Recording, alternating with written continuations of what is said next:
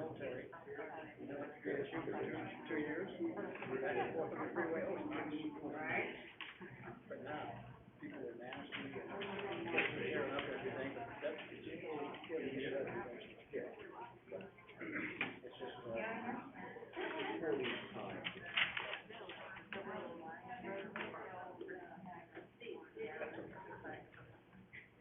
the other ones that I got up front about approved right now, this guy here, he said that one subdivision between that's one of the general factors. So, then he put it in front of the city council, guess what, they want the money and the taxes.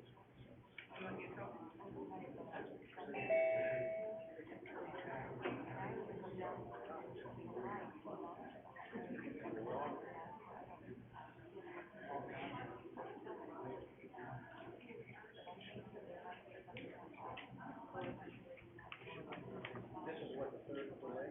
I believe so, yeah. Because I've seen it on, next door. Next door delay. I think they thought that maybe they really had to.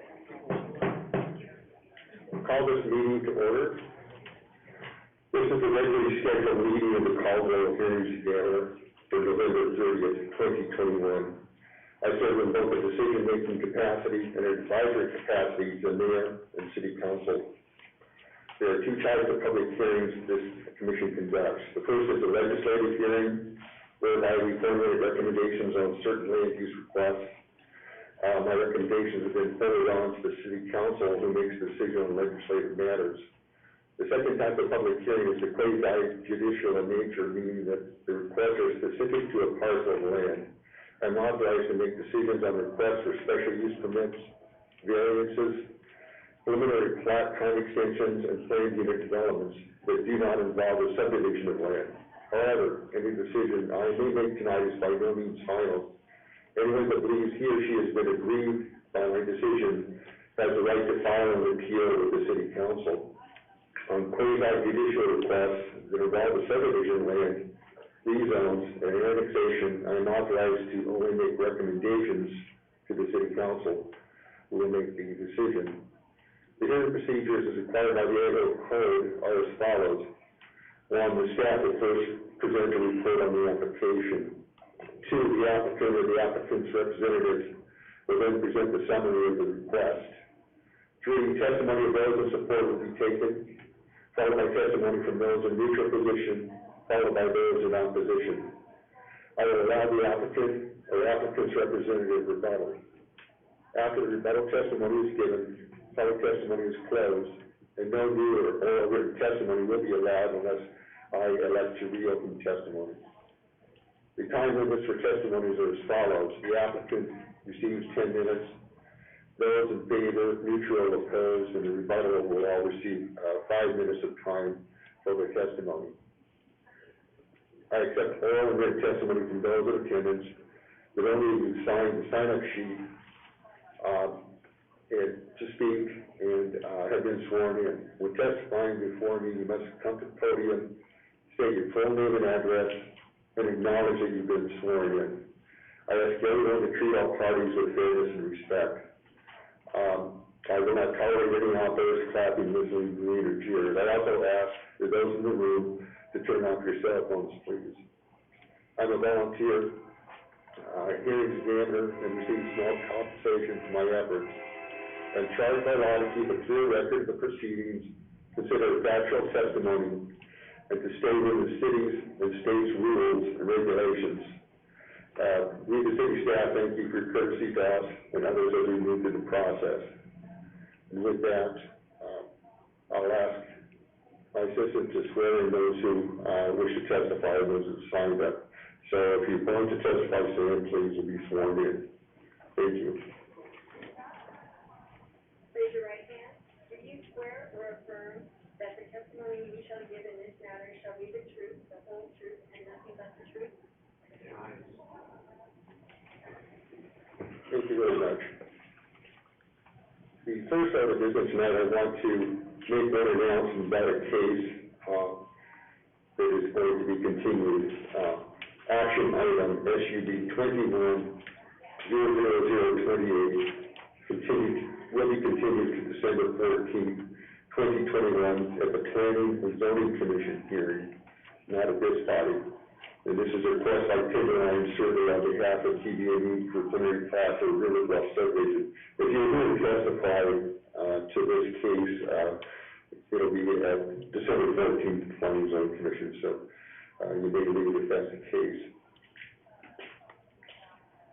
And having said that, the first order of business tonight, under old business, section 2, action item, case number SUB 2110, and special use permit 2110, they continue for September 14th and October 26th and November 9th to tonight's meeting. And this is a request by Ordinance LLC for a special use permit and preliminary plat for Junior Park for Plexus, a proposed multifamily development. And with that, I'll turn the time over to the staff for their presentation. Thank you, Mr. Herring, Examiner, Deb Root, Senior Planner, 621 Cleveland Boulevard, and I have been sworn. Before you tonight is an application for Virginia Park for Plexus Subdivision and a special use permit that is required by ordinance for multifamily development. This application and the development layout has gone through a number of iterations and revisions and have come to this particular layout that's before you, with 13 residential lots totaling 52 residential units, 13 common lots on approximately 6 acres in the C2 community commercial zone. The C2 zone allows for multifamily residential development via a special use permit application, which is part of this development application tonight. The developer has worked closely with engineering and staff to ensure that the access location is appropriate for this property and that the open space is more than adequate for the proposed 52 units. The lot sizes have been increased to meet the density requirements for the R3 zoning dimensional standards, which is required for residential in a commercial zone. And so each of those lots is at least 10,000 square feet. This development is utilizing internal circulation route, which is essentially a private street for multifamily, which allows for the parking configurations that are there. They do have adequate parking for the number of units that are proposed. The developer has worked with, they've been provided the letters in opposition to their project, and they've worked with some of the property owners there that had concerns regarding the housing overlooking their yards and being close and that kind of development. They reduced the number of units and moved those units a little bit away from the property line and then reconfigured their design to not have balconies and to have the windows located higher on the second floor, second story, so that there wasn't an opportunity for those properties or those tenants in those structures to be overlooking the single-family residential that's adjacent. Would also mention that single-family residential that is backed up to this property has quite a large setback or yard separation from the home to the fence line as it is as well. This property could be utilized for commercial purposes, some type of business, commercial type purposes, as well as the multifamily. Again, it is a use that's allowed in the ordinance for the C2 zone. The property would be limited to the type of businesses, so flex space or something along that order, potentially more storage, although the council is not amenable to more storage along those areas. So, all in all, this application, there is quite a lot of concern from the neighbors. A lot of it's focused around the traffic situation on KCID 2026 and Ford Road. Those things, you know, the city continues to work with our partners, with ITD and things to hopefully alleviate that, but that takes time. And so, again, these units aren't likely to be developed overnight, for sure, not even probably within the next year. And hopefully, the construction on Highway 2026 will have begun and be well underway in that time frame. The application for the special use permit as conditioned is consistent with the comprehensive plan, and the preliminary plat that has been provided is consistent with the requirements of the code and is also consistent with the comprehensive plan, again, as conditioned. And I will stand for questions. Thank you, Ms. Root. I do have a number of questions about this. First of all, this is somewhat of an abstract question, but the residential use on commercial properties does consume that for commercial use. How does the city view that as far as essentially consuming potential commercial land on a major thoroughfare like 2026? Is there a sentiment or precedent for keeping that commercial as opposed to residential? Yeah, so the city leaders, so our council, have indicated that they do have concerns regarding leakage of the commercial properties basically being developed for residential. They also recognize that with our industrial growth and the business growth in that area, that there is a need for multifamily residential, this denser residential development. And there are certain properties that are better suited for that type of development than others. Are they becoming more reticent about development of multifamily or residential in these commercial zones? They are, yes. Staff feels like this development is appropriate for the size and shape of this property and the location adjacent to this single-family residential. But again, we are concerned about residential in the commercial zones.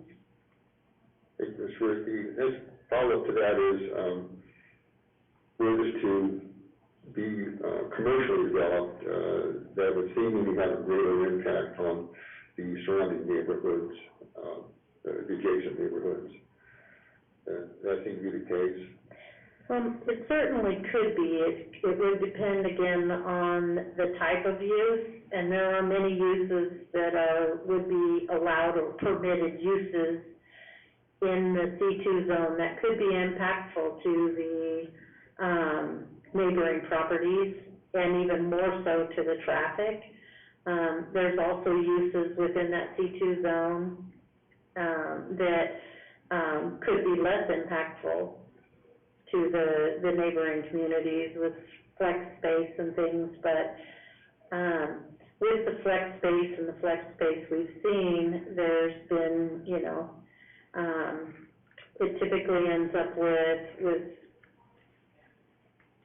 not attractive buildings that are, taller in height, and then a lot of storage and truck deliveries and things on that, what would be the residential facing side of that, parcel.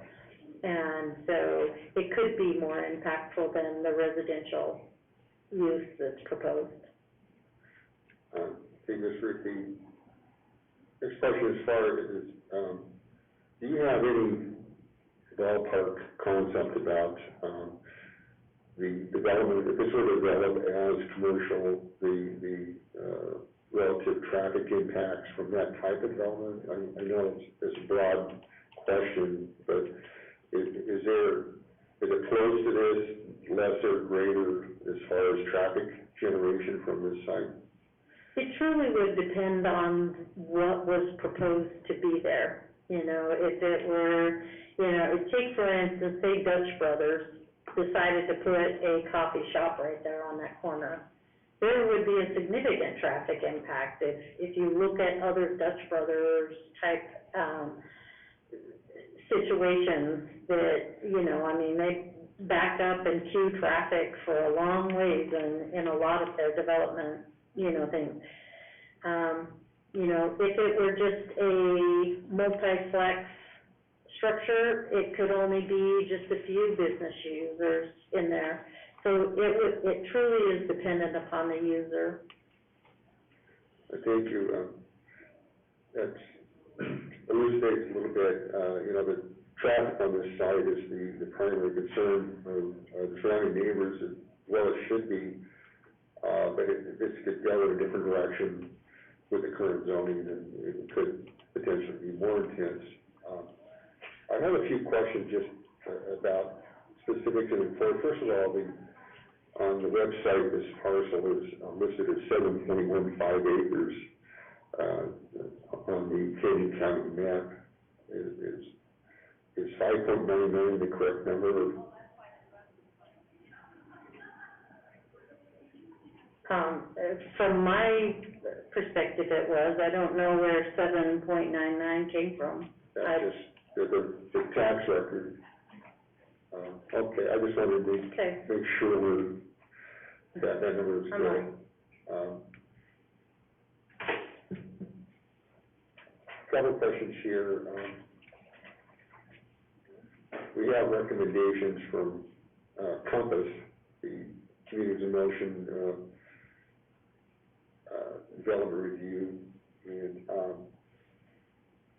they talk about, perhaps this is for our city engineer, but one of the recommendations from Compass is that there is are we to consider restricting access to ward lane to right in and right out to prevent traffic queuing back on US 2026? What is the city's view on that right in, right out recommendation?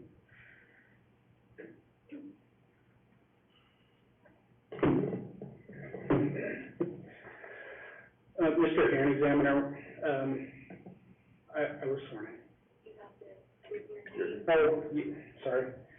Rob McDonald, I'm the city engineer, 621 Cleveland Boulevard. Thank you.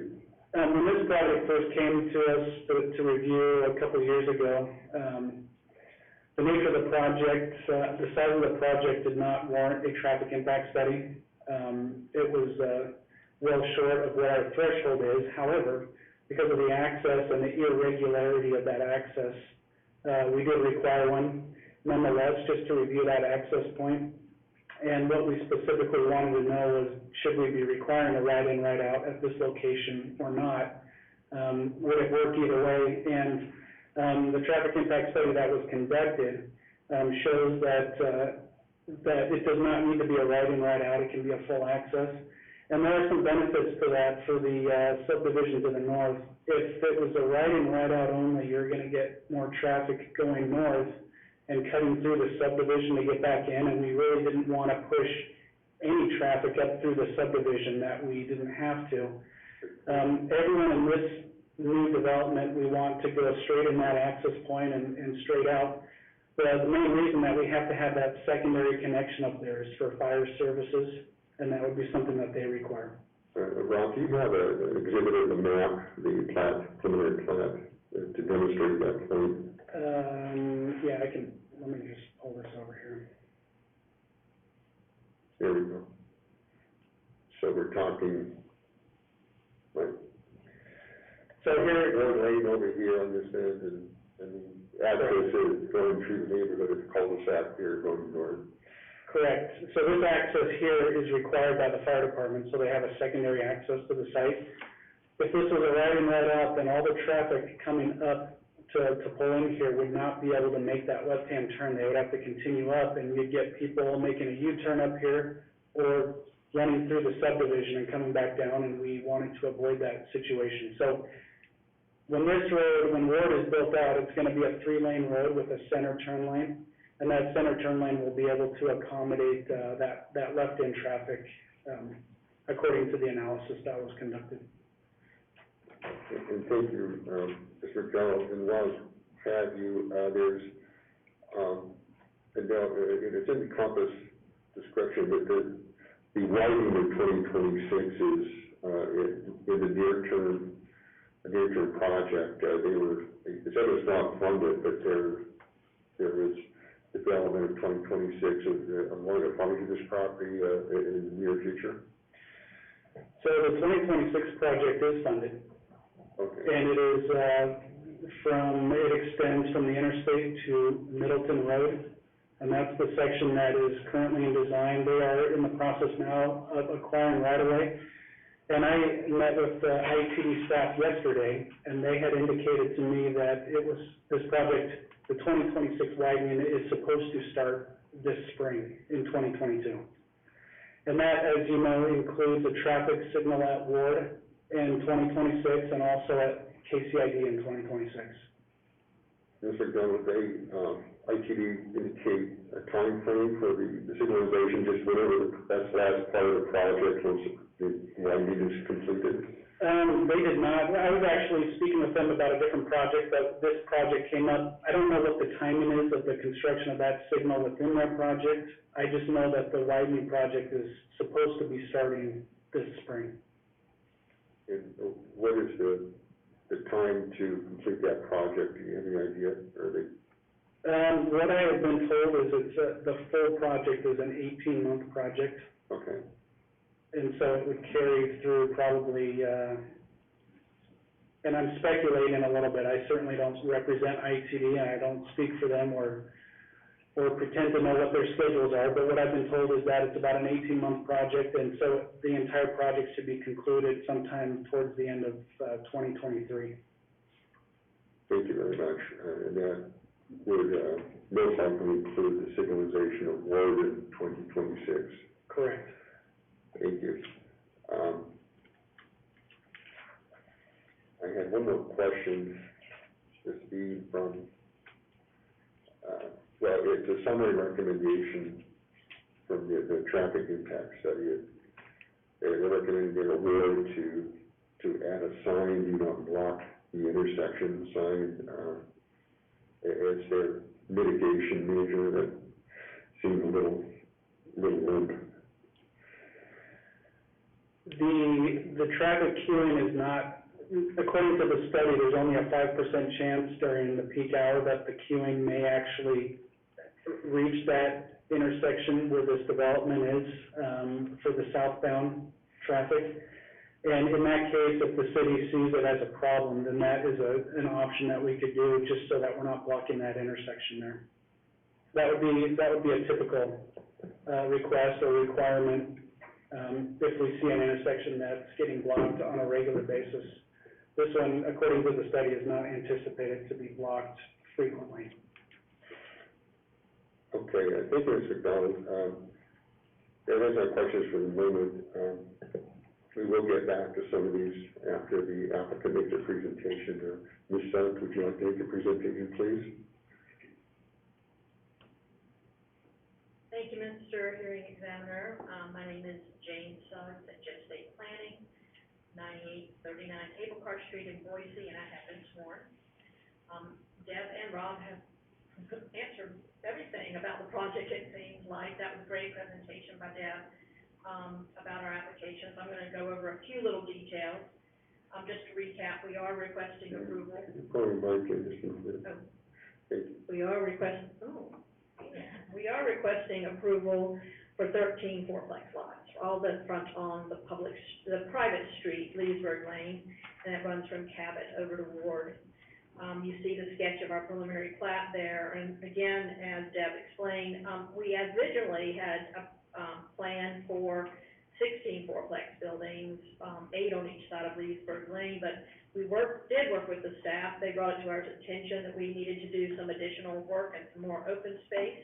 And we also work with our neighbors to revise both our layout, there you go, and the design of the fourplexes. Deb mentioned that. This is a little hard to see, but on the left side, you'll see some original designs. You can see the rear elevations, which are the second ones down. They show the taller windows in the back, but the ones on the left still had a kitchen, and that sort of set back. Actually, it's closer to the front of the structure, so on that rear elevation, you could still see a full-size window. So what we did is we turned, and on the right side, you'll see we have all high windows facing, on the second story, facing towards the Quincy neighbors, the Quincy Street neighbors. So you can see we've actually redesigned some of those. These are all 2-bedroom units because we have to make sure we do have egress windows. So some of our larger fourplexes that have multiple bedrooms, we weren't able to do that. So the egress windows will be on the sides and not on the back. So that's why we can put these, they're not really clear story windows, but they are going to be at least 5.5-foot window seals. So you really won't be able to see over that. They'll let light in, but you won't really be able to see over into people's yards. We think that's a great idea. We worked with the builder to come up with a new design there. Now, and also the decks. We had decks on the back side, and we now have decks on they all face south. So there won't be any people standing on decks looking back over somebody's yard. And this, again, changes that, or reduces the ability of these residents to look into the Quincy Street backyards. Let's see what we have. Here's a landscape plan showing the 13 buildable lots. And when we went from 16 to 13, it also made room for some extra, we had to make some room for extra right-of-way. You'll see on Ward Lane, we actually had to we will be dedicating 60 feet from the center line. And that will be for the additional turn lane that will be there too. This additional right-of-way, like I said, is 60 feet. We were able to add some amenities along the north side. You'll see there's a larger amenity area, open space area. Here's a little blow up of that. So we have some open space. We have a community playground and a picnic shelter. That thing that looks kind of rectangular is sort of a shade structure like a pergola. And we actually added some trees in our, there we go. We added some trees, even some evergreen trees along our north property boundary so that we could provide even more screening to the neighbors that have the single family homes. I appreciate contact with at least one of the neighbors who contacted me regularly, talked to me a little bit about how we could do this. So that was nice to have somebody we could work with. As staff has explained, the code requires a special use permit for residential uses in the C2 zone. Mr. Hearing Examiner, you were asking about commercial use. This property was zoned for residentially over 20 years ago. For commercial use over 20 years ago. No one's purchased it for commercial uses. No one, there's been no bites, let's put it that way. I did talk to the commercial real estate person who was handling marketing this for the past 3 years, and he's been marketing it as commercial, and he's never received any kind of input from anyone wanting to use it for commercial. I think it's part of the configuration of the property, being so long east and west and kind of narrow. We're also encumbered by, I don't know if I can, this little pointer. I don't think it works up there, but on the west side, there's a lateral, so there's encumbering there, so that we have to have set aside an easement. And of course, that's 60 foot from center line, you're losing more property there, so that becomes very, significant, I think, when you're talking about a commercial property. It's significant to us as well. Yeah, let's look at that. Let's back up a little bit. At the landscape plan. Most of the correspondence from the neighbors was concerning traffic, and I think you just found out from Rob that we're probably sitting in a great place right now. Even though we weren't required to do the full traffic study, we did do a traffic analysis of that intersection. We used a traffic engineer and found out that 95% of the time, all the traffic that's coming down Ward, heading south, that traffic will not back up to the intersection of Leesburg coming in. And 95% of the time, the northbound traffic that would be coming northbound and trying to make the left turn onto Leesburg won't back up to 2026, so which could be a problem. There is a small, maybe a 5% chance that during the peak hours, there could be some backup of traffic. And you kind of see that all over the city. Where, you know, there's do not block intersection. I mean, just driving over here on Overland Road, there are several places where you do that. And as Rob mentioned, ITD is beginning to make their improvements to the section of 2026, and they do include the traffic signal at Ward. We're pretty excited about that, and I think this is what the neighbors have been waiting for as well, so you don't have to risk your life making that left turn to head to when you're heading east.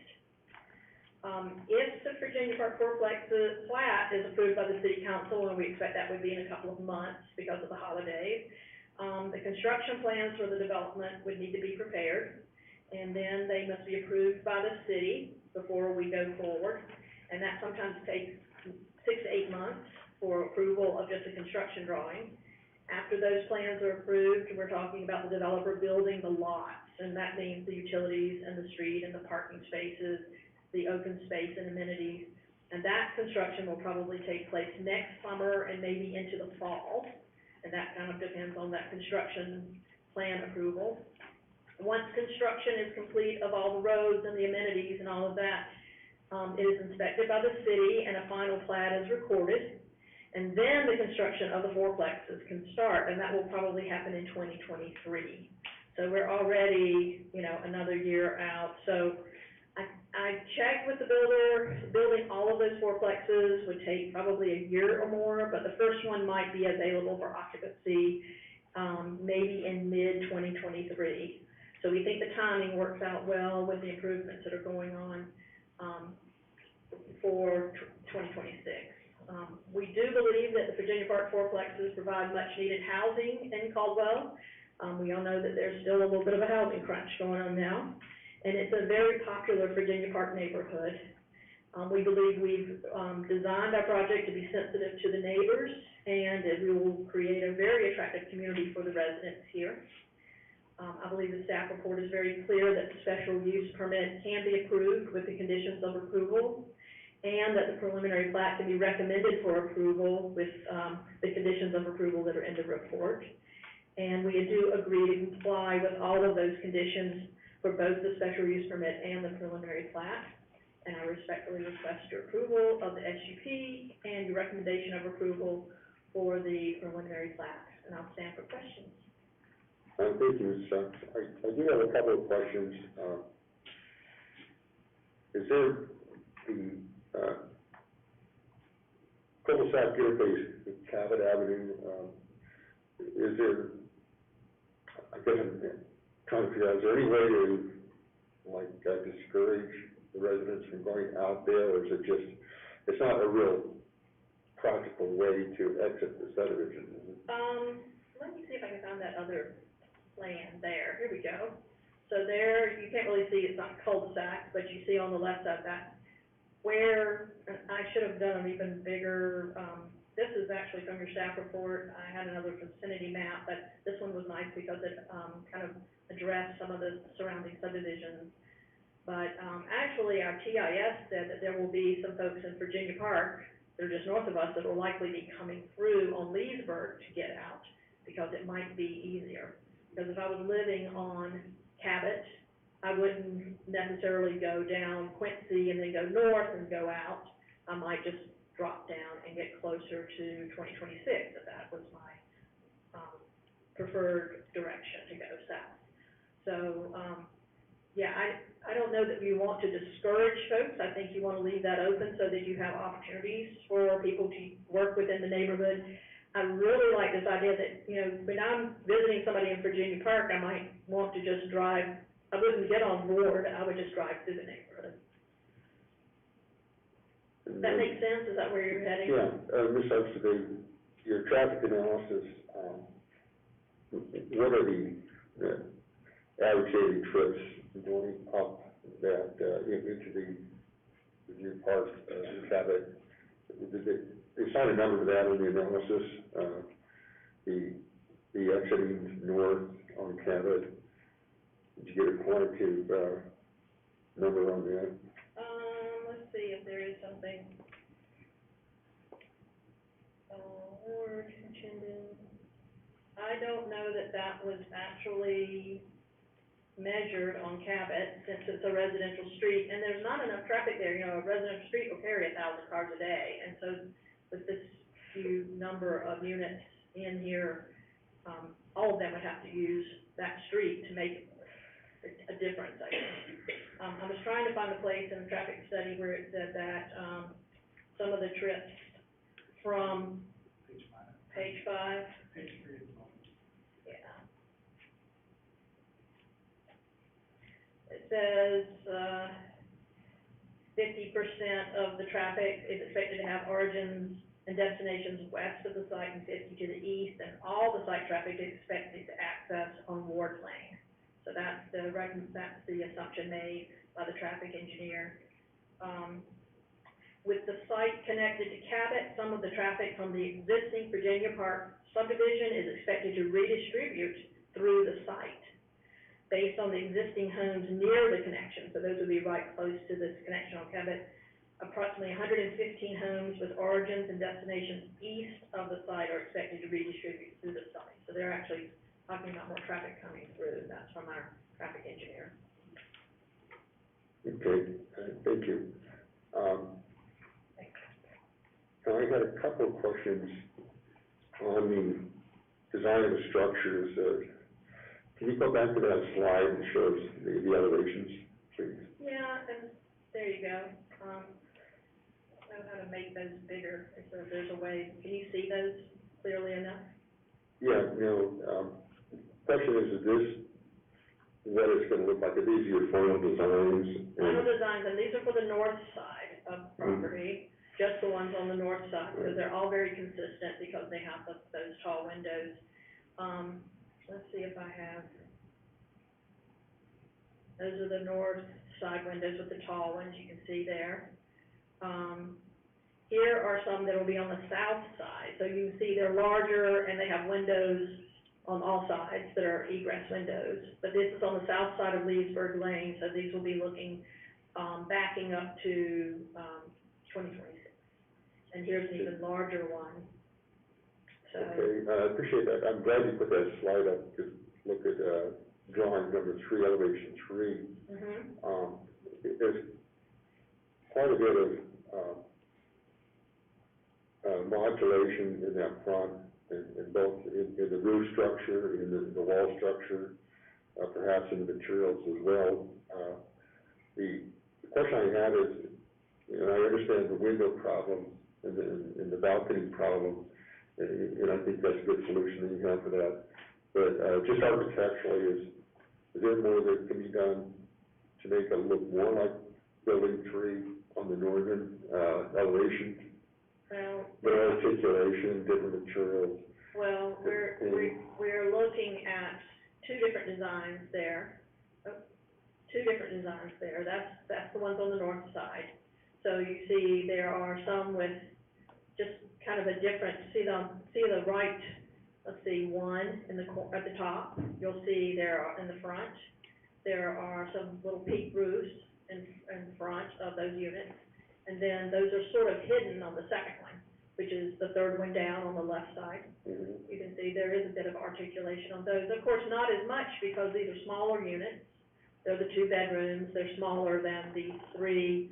The other ones, the last ones you saw were 3 bedroom, 2 baths, you know, they're much larger, so you get more articulation. But I think this has just what you're talking about, so.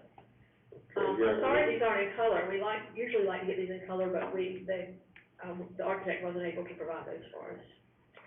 Yeah, just in my concern there, in number 3, and number 7, you get kind of a barn, like a blank wall there, and just if there's some way to, modulate that a little bit, maybe even landscaping, Well, there will be trees right behind those, on those tall walls that are that you're asking about with the tall windows.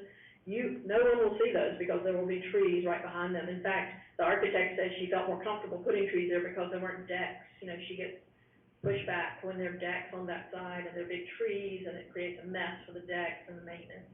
So since there aren't any decks on patios on the back side, they're all on the front, up to Leesburg, she's got tall trees there. So, I mean, I think what you're looking at is something that nobody will ever look at, if that makes sense. There'll be a fence line also, between that, on the back side.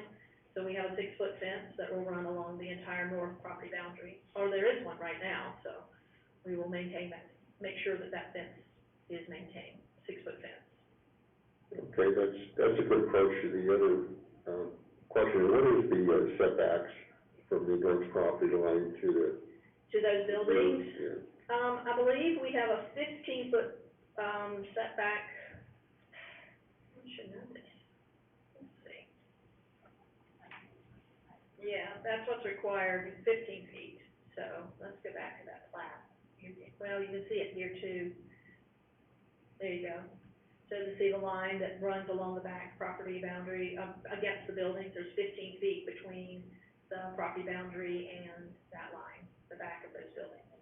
And again, heavily planted, with, trees, shrubs, making sure that there's lots of vegetation there to provide a natural buffer.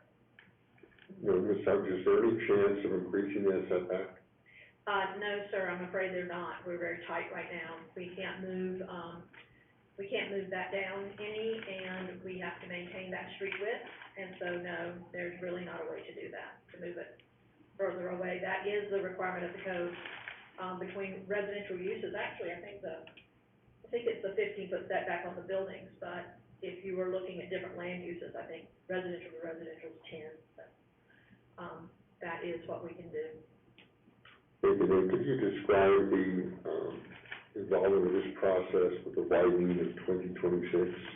Is there land to be dedicated to the right-of-way? There is a 30-foot buffer that you see in green along the bottom of this. So there's a 30-foot buffer that has to be maintained. All the right-of-way for 2026 in this area, I believe, is coming from the south side. Let me see if I can, there we go. So you see where it says JRL Properties? The ITD is purchasing up most of that property, I believe, to widen 2026. I did have some conversations with, Mark Neal with ITD, email conversation, and he said that, a lot of the scheduling really depended on purchase of right-of-way, but I do know that JRL Properties has actually signed the documents, and they're just waiting to get paid for purchase of right-of-way on the south side of 2026. I checked on that today. Thank you. I believe that's all the questions I had for you. Give me 1 second, please. Let me look at my notes.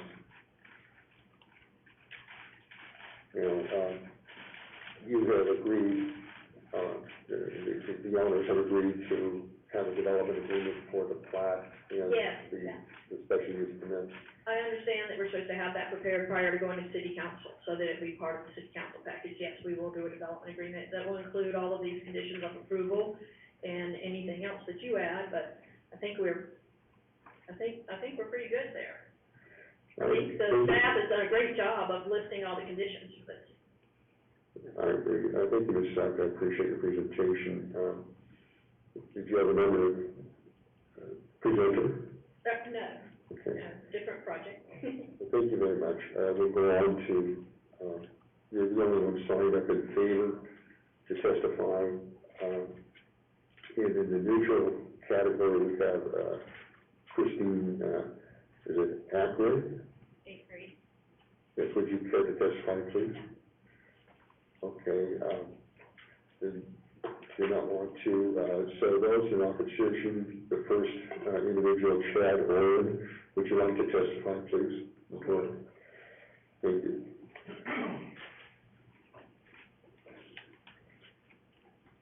My name is Chad Oren. I live at 20186 Jennings Way, which for reference is the second house off the ward, and I have been sworn. My family's been in the construction industry for over 35 years, from residential and commercial buildings to road, highway, and right-of-way construction and inspection. Traffic has been frequently referenced as the main concern regarding its development from its residents nearby, and rightly so. Hardly a week goes by that there isn't an accident at 2026 in Ward Lane. So you think the best idea is to take that dangerous intersection and put more traffic there? I escaped California to get away from that sort of faulty planning, yet here it is again in Idaho. This area quite simply lacks the infrastructure to support such a building project.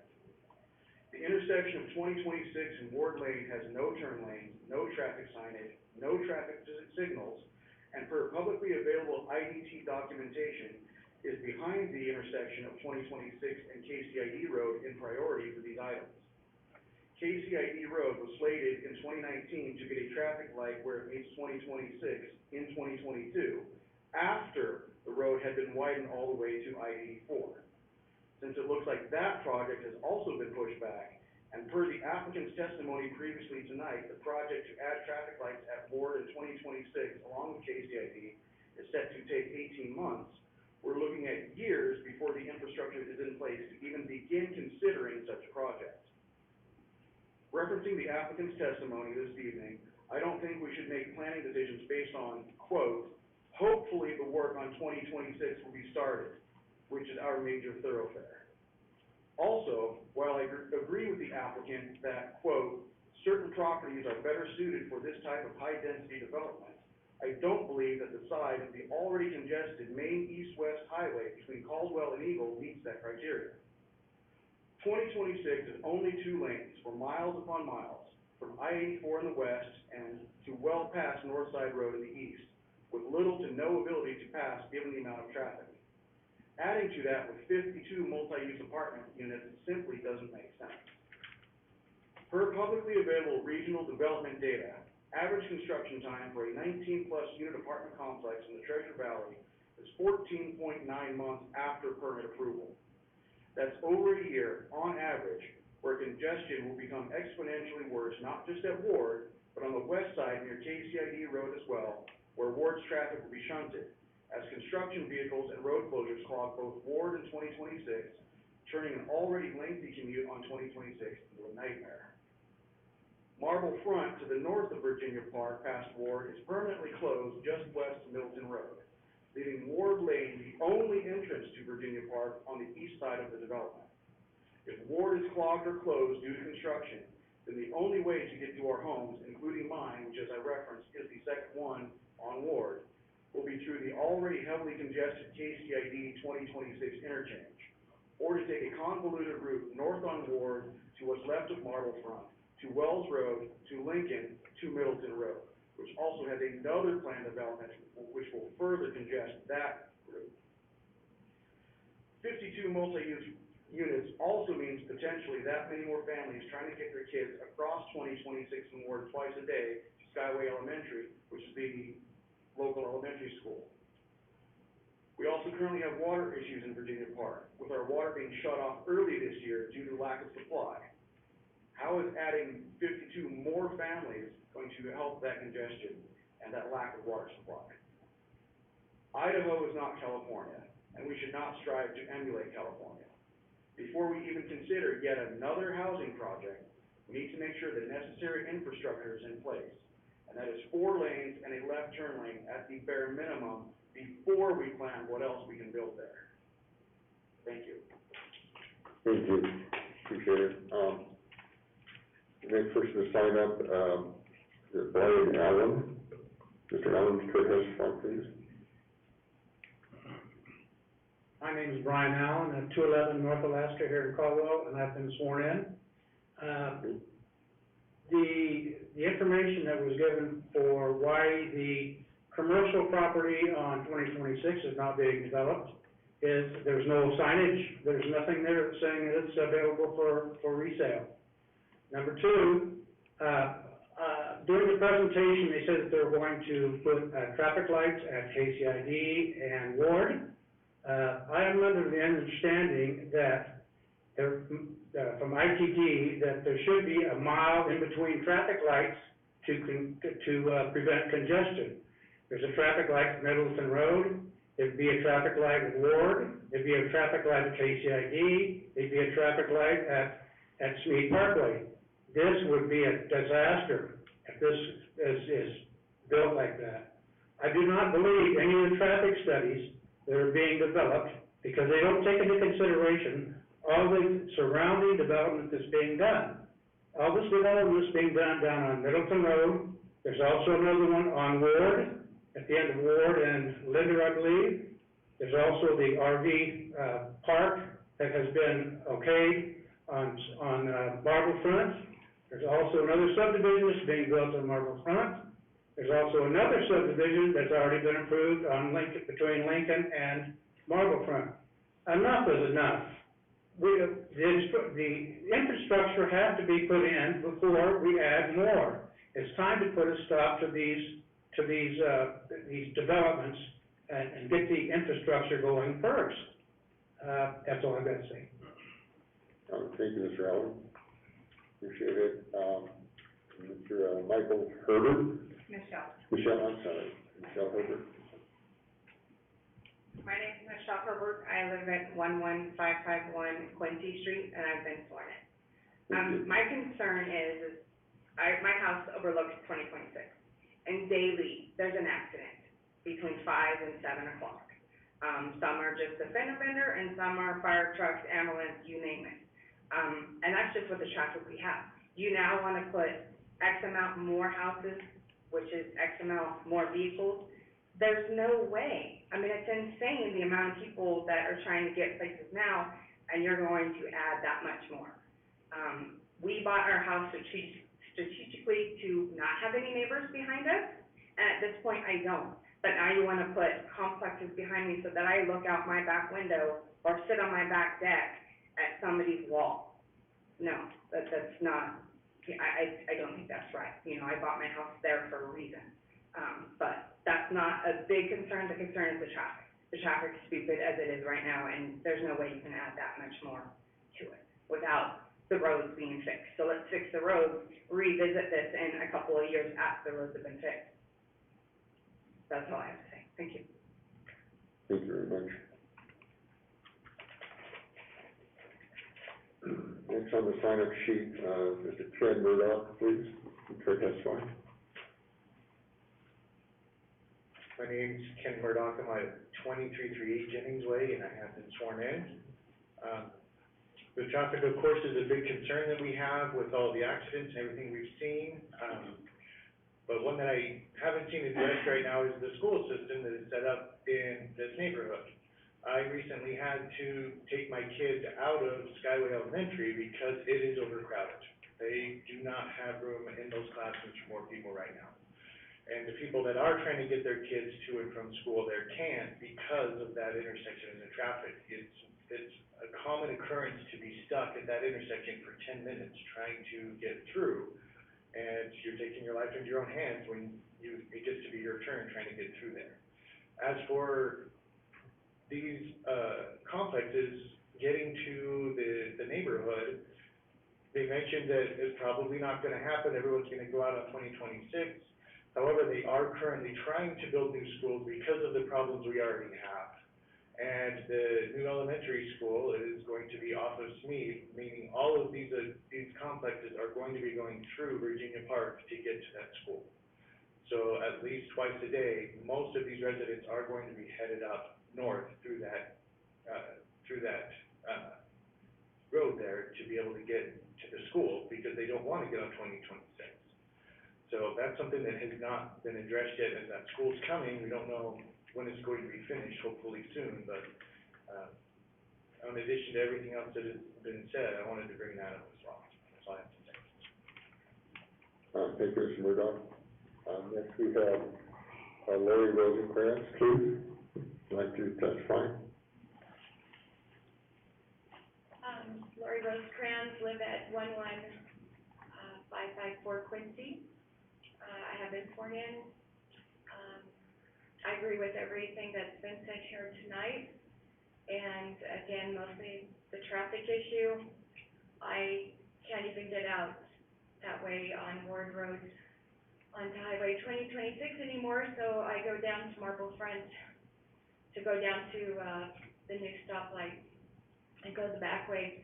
But as you can tell, there's all those new subdivisions back there as well. So I feel like it's, very much overcrowded everywhere, and I worry for the safety of the children. And I've lived in complexes like that before, and parking in those complexes usually gets, a lot of cars, very overcrowded. I can't even imagine cars going even through there with all of their cars and how it's all gonna be. So, I'm definitely opposed to all that until the infrastructure of the roads are more secure, and then we, can revisit what would go on that property in the future. Thank you. Thank you, Ms. Rosencrantz. Next sign up is, Mr. Cliff Gray, please, testify. Hello, my name is Cliff Gray. I live at 416 Canal Street, Caldwell, Idaho. I've been sworn. I represent two properties across Ward Lane. It would be east of Ward Lane. So those two properties both have private wells on them, and again, I'm concerned about the water draw as well. If this project should move forward, I would ask that they would stub out for potable water on both of those properties. That's my request. Thank you. I'm sorry, sir, could you repeat that, about the potable water?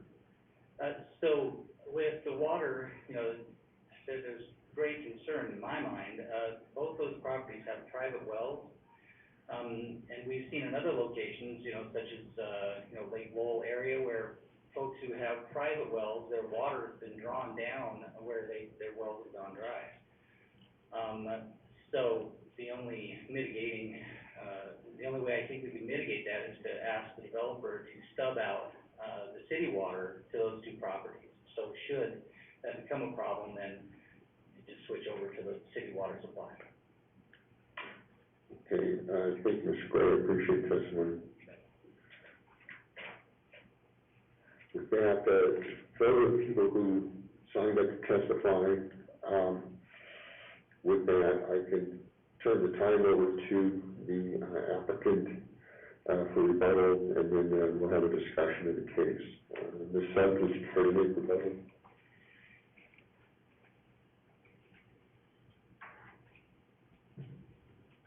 Thank you, Mr. Hearing Examiner. Again, Jane Suggs, representing Virginia Park Four Plexus. Let's start from the bottom. We're not going to be working on the east side of Ward Lane, so there really would not be a good opportunity for us to be stubbing water out to someone on the east side of Ward. This will be tied into potable water provided by the city, so we don't expect to have any impact on wells in the area because we won't be using groundwater for our potable water. Ms. Rosencrantz talked about parking. One of the things that hadn't been brought up before, we do have 2.5 parking spaces per unit, which is well over the typical 2 parking spaces per unit that is provided. So when we dropped from 16 to 13, we did not reduce the number of parking spaces. So we have plenty of parking for our residents and guests. I don't know what I can do other than to address traffic the way that we've already addressed it, that we feel like that this is a great use of the property, and that, the folks that live in Virginia Park, they purchase their homes they're part of the traffic, we're gonna be part of the traffic too, the people who live here. We think the timing is going to be great because we think, I think it was probably 4 or 5 months ago when I was talking to Erica Bowen, who used to be one of the people who did some review of plans with ITD. She's moved on to a different position, but she said, the interest in getting 2026 built even faster than they had originally planned was high. We're hoping, of course, some of the infrastructure money that the federal government has may go this way, but we don't know that. But in talking, and just as Rob said, he was just in a meeting yesterday, my conversations with Mr. Neal said that this is a project that will be going forward in next year. And it will take a while to build, just like this project will take a while. And I think I went through that timeline and said, it looks like we might have people living there in 2023. Okay, we're talking about another almost year and a half, 2 years from now. And that is the same construction schedule that ITD has. So I think that we're talking about, I think everybody's gonna be very satisfied when we get a traffic signal in and the widened roads there, so that we can provide some access to 2026 that doesn't feel like it's dangerous or creates accidents. So, I mean, I again think that, all of these projects that have been approved have been dependent on the idea that in the future, our infrastructure will catch up with that. And that is typically how we build things, is we don't build streets with nobody on them. We build streets when we find out that we need them. And so we were doing, and ITD is doing that, and we're providing the right-of-way. Like I said, in this particular case, I know that the right-of-way on the south side of 2026, owned by Mr. Lottie, has been already sold to ITD, so there shouldn't be a holdup there. And that was what Mr. Neal said would be the holdup, is if people didn't want to sell the right-of-way, and yeah, they have. And I don't really have another solution to that other than it's coming, and we will be there to utilize that traffic as well. I think this is just a great opportunity to get housing. This is a great location for housing. It's part of a great neighborhood, Virginia Park, the fourplexes and the single family. Let's see, I don't really have anything else to add right now. Thank you, Ms. Sargent. I did have one question about the thoroughfare through that. What is the treatment? Are you gonna strike that? Is there curb, gutter, sidewalks? How is the road gonna be distinguished from the parking? There will be parking lines. So we have to provide 26 feet of travel lane for the fire department outside of the parking. The parking will be straight-in parking in front of the residents, and then people will back out into the traffic lane. It is a private lane. It'll be slow going. That's the reason why we put the little traffic circle in the middle, because that helps that visually and makes you slow down a little bit. So we like that, having a little kind of something there in the middle that makes you slow down. When you look down, you'll see that. And you can see where we also have some like green spaces that bulb out in there. So those are also kind of define the parking areas so you know where the travel lanes are. You won't be driving, just like you do in any place that has parking off the side, a parking lot or a private street, or any apartment complex has drive aisles and has parking to the side. But we've added those islands, or little islands that come out, and there'll be some grass in those, so you'll be able to see that that's not part of your travel lane. And then we have a little roundabout thing in the middle, so that should really slow people down. Okay, thank you very much. I did have one more question on the school. Well, the accessing the school for pedestrian travel, bike and ped. Have you had any discussion with the school district about any of that? I have not. We will be having sidewalks all along our frontage and all in front of along the private streets and the public streets. So there will be passageway, but once it leaves us and goes through Virginia Park to go north to the new elementary school, we will have to rely on the other developers who have created those pedestrian connections. I have not had any specific conversations with the schools. Thank you, so that concludes my questions. Appreciate your testimony. Thank you. Ms. Ruth, I do have a question on the same question for you about the schools. There's been a discussion with the school district about a crossing at this location or anywhere in the proximity here for bike and ped. There has not been, from my standpoint, the city engineer and I were just talking that he has recently had a discussion with the Valley View School District Superintendent Lisa Boyd, and indicated to her that, there's a need for them to get more involved in providing comments and needs and things for, that will help to serve their community better, as far as the schools go. And so hopefully, she's gotten that message and will, make a more concerted effort to respond to our agency requests for comment. All right, that's all the question I had. Do you have, any further comments, Ms. Ruth or Mr. McDonald? I do not, thank you. Thank you very much. With that, I'll close the hearing and go to the analysis and consideration.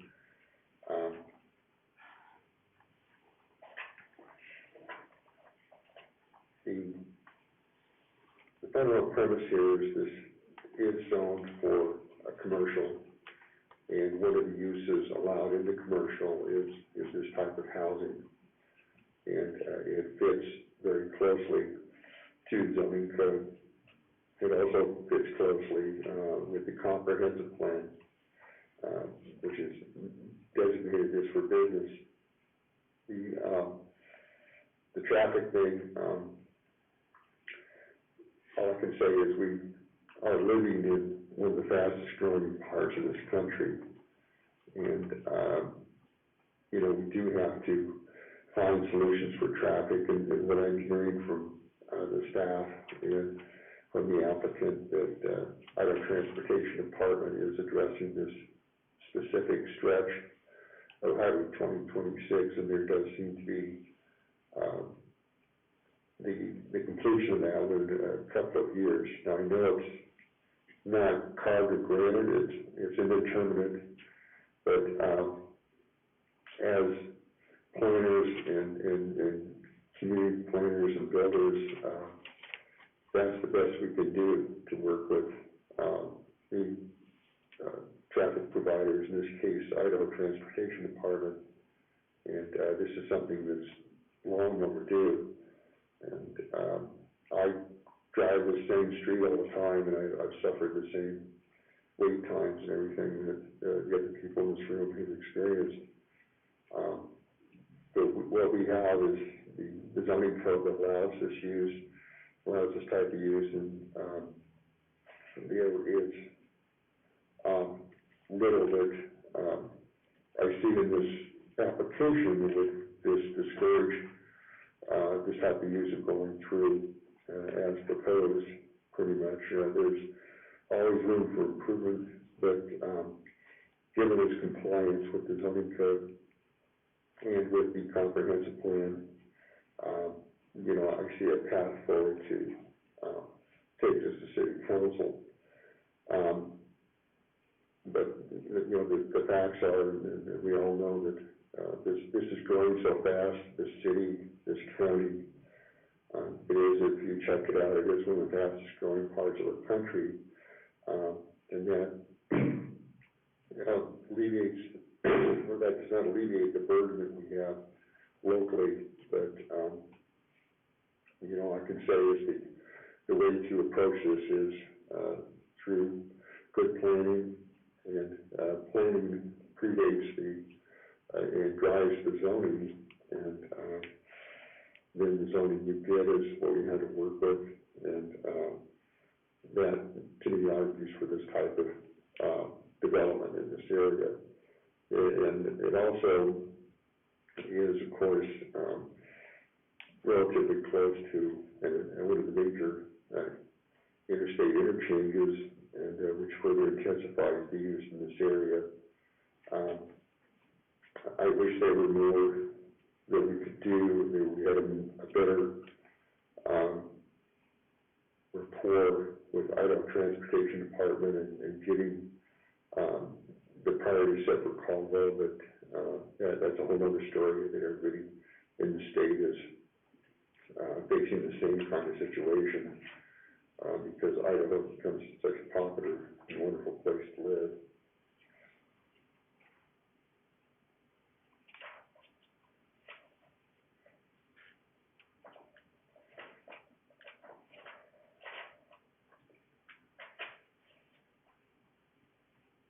So, looking at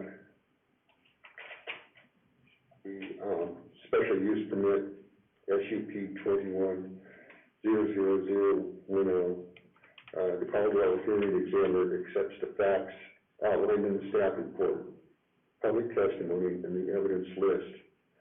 All adopted city ordinances, standards, and codes were used in evaluating the application. The conclusions of law, the special use permit, SUP 2110, the Caldwell hearing examiner has the authority to hear this case and approve or deny the request. The public notice requirements were met. The hearing was legally noticed and posted, and the hearing was held and conducted under requirements of Idaho Code and city ordinances. In item 8, the order decision, the special use permit, SUP 21-00010. Based on the findings of facts and conclusions of law, the Caldwell hearing examiner hereby orders case number SUP 21-010, special use permit for the construction of 13 multiple family fourplex housing units, 52 residential units on parcel R341-01010F, a 5.99 acre parcel in the C2 Community Commercial Zone is approved with the following conditions of approval. In the staff report, we have conditions of approval in section 10, numbered 9.1 through 9.20.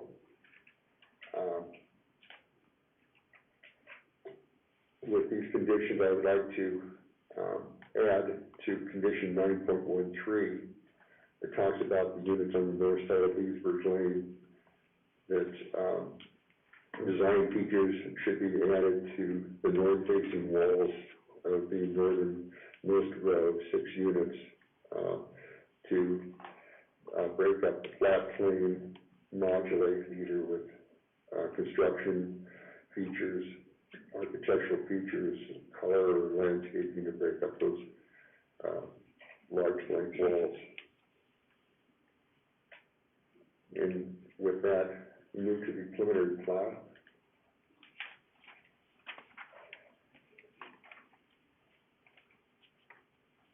The findings of fact for the preliminary plat, which is SUP 21-00010. The Caldwell hearing examiner accepts the facts outlined in the staff report, public testimony, and the evidence list. All adopted city ordinances, standards, and codes were used in evaluating the application. The conclusions of law, the preliminary plat, the Caldwell hearing examiner has authority to hear this case and recommend to the Caldwell City Council that it be approved or denied. The public notice requirements were met. The hearing was legally noticed and posted, and the hearing was held and conducted under the requirements of Idaho Code and city ordinances.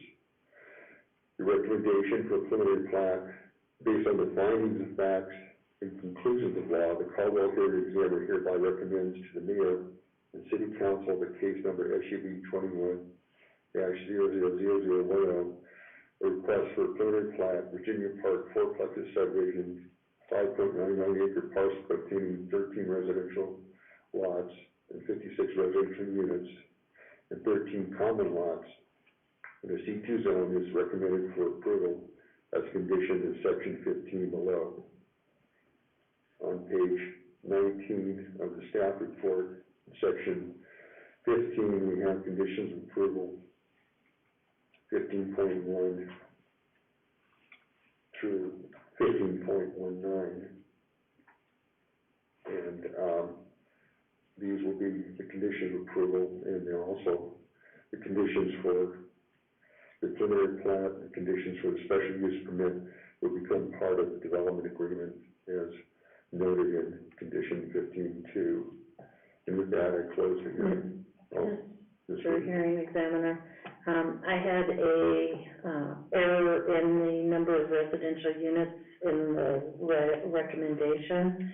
It states that 56 residential units when it's actually 52. Good catch, I think you mentioned it. Alter that paragraph 11.1, recommendation for the plat, change 56 to 52, correct? Yes, thank you. Thank you, Ms. Ruth.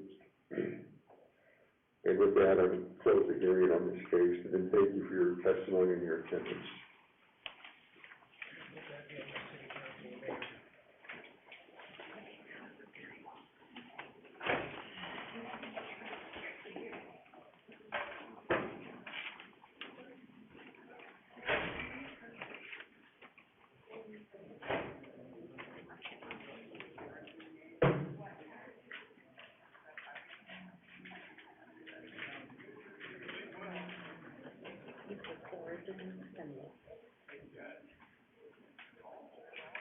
And with that, the next item of business.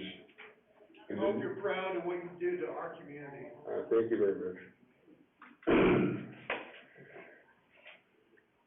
Item 3, or action item 1, under new business, case number SUV 21-000034, and special use permit 21-12. Request by Desert Ridge Investments, Inc., and Nottinghamshire Caldwell Apartments LLC, preliminary plat for Nottinghamshire Heights Subdivision, a 2-lot multifamily development. And with that, I'd like to turn the time over to the staff for the presentation, staff report. Thank you, Mr. Hearing Examiner. The case before us is, again, a subdivision preliminary plat and a special use permit for a single multifamily fourplex building on R3 high-density residential zone property. The subject property was bare ground and part of the Nottinghamshire Heights apartment property.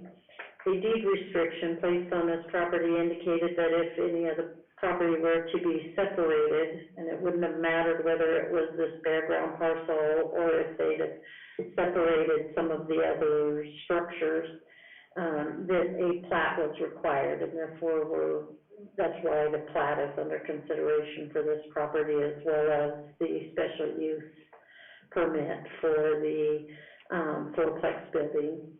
This would be considered an infill parcel in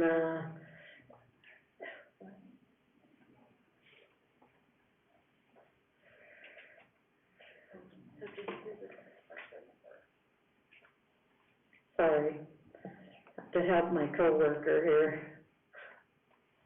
Anyway, so the applicant has worked really diligently to put together the plat, get the appropriate signatures. He purchased the property in this split, not knowing that this plat was going to be required for the development. And but since he's found that out, he's worked well with staff to get this plan put in place and this application, bringing this application forward. It's really a straightforward application, 2-lot subdivision, whereby one lot will contain the majority of the existing Nottinghamshire apartments, and then an additional lot on the north boundary whereby the applicant actually is proposing to develop a single fourplex. And the application for that multifamily unit is in compliance with the codes and with the comprehensive plan. The comprehensive plan has this property identified as high-density residential. It is zoned high-density residential. Multifamily is a use that is permitted by special use permit in the high-density residential zone. This area of the city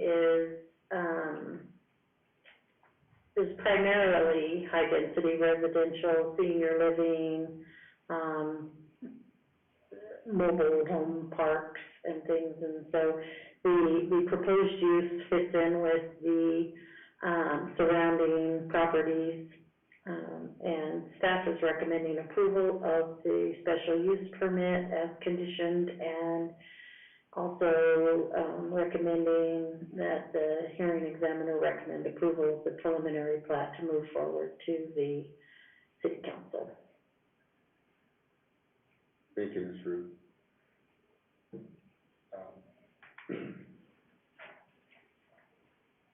So, this is just to catch up the paperwork kind of after the fact, for the subdivision, to include that little piece into the preliminary plan, to try to condense that. The little piece was part of the big piece and got split off in 2020 and sold to the applicant. And at that point, when he made application for his fourplex unit, he was told, this deed restriction requires you to plat the whole thing. Something along that line. So there was a lot of conversation with the gentleman regarding the split of that property and what the requirements were for him to be able to obtain a building permit on the property for the fourplex units, which require a special use permit regardless. Okay, the rest of the subdivision is all built out now, correct? That is correct. And there won't be any access to that existing subdivision through this parcel? It doesn't appear so, but you could question the applicant when he testifies, but I did not see specific access, and it was not required. Okay, and this interface here with Locust Street, that's just considered a driveway?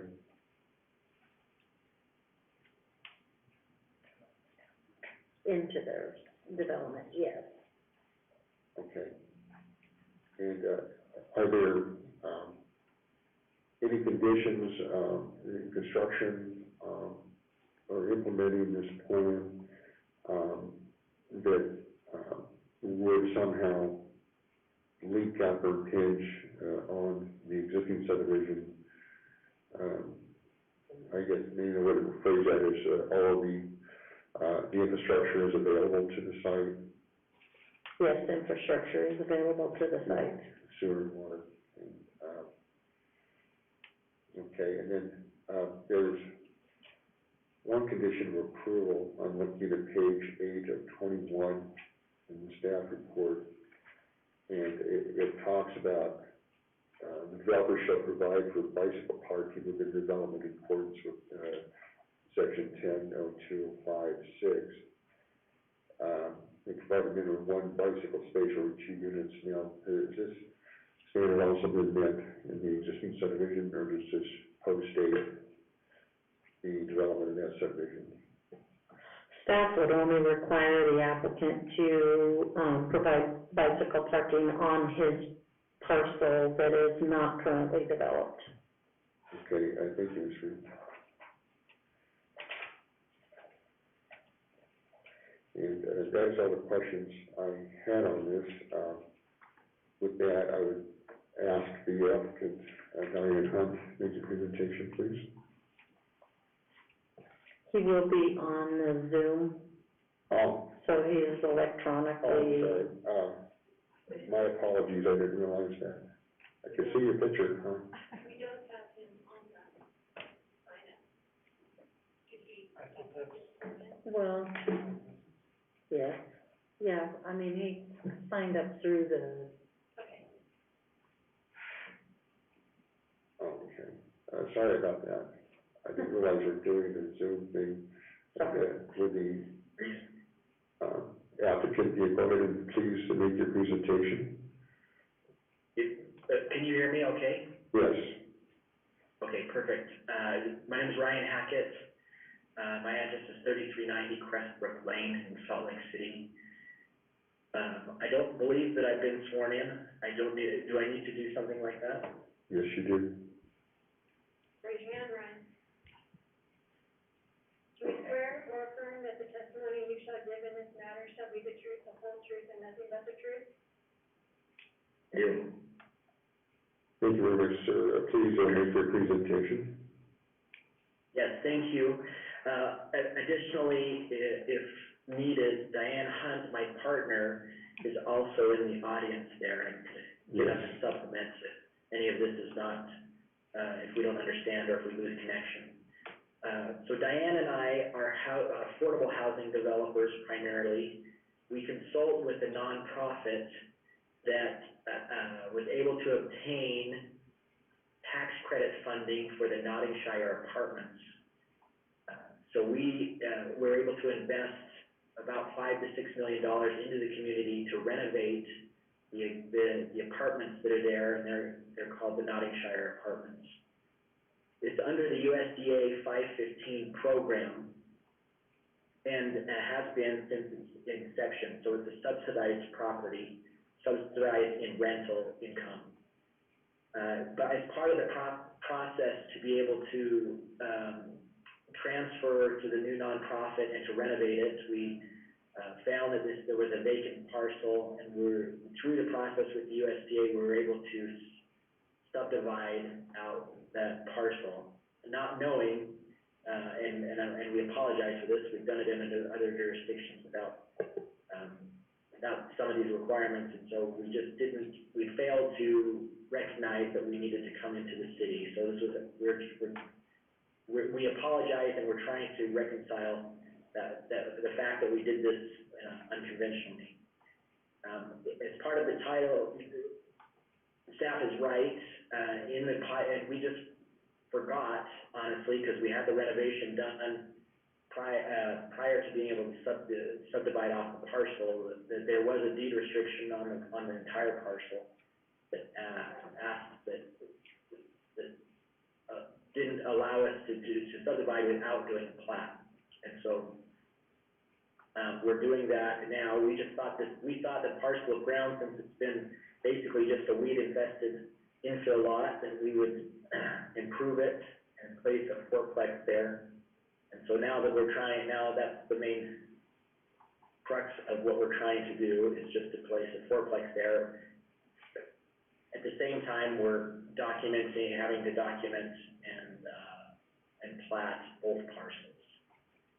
So the fourplex is planned to be two and three bedroom apartments. Would probably be stacked flats, so have an interior stairwell that would lead up to the top floor, and then there would be 2 ground floor units. Parcel is not gigantic, so it's kind of like, as you're looking at the adjacent parcel right there, you can see that there's a kind of a fourplex right next to us. Those are more townhouse style. We'd probably be doing more of a stacked flat. Right up against the irrigation channel there, however, we'd be able to fence that off to ensure that we're not encroaching on the easements or the ability of the canal company to maintain that access there. And we understand that this would be a fully landscaped parcel after the construction of the units. We're just looking to provide more housing options for the city of Caldwell.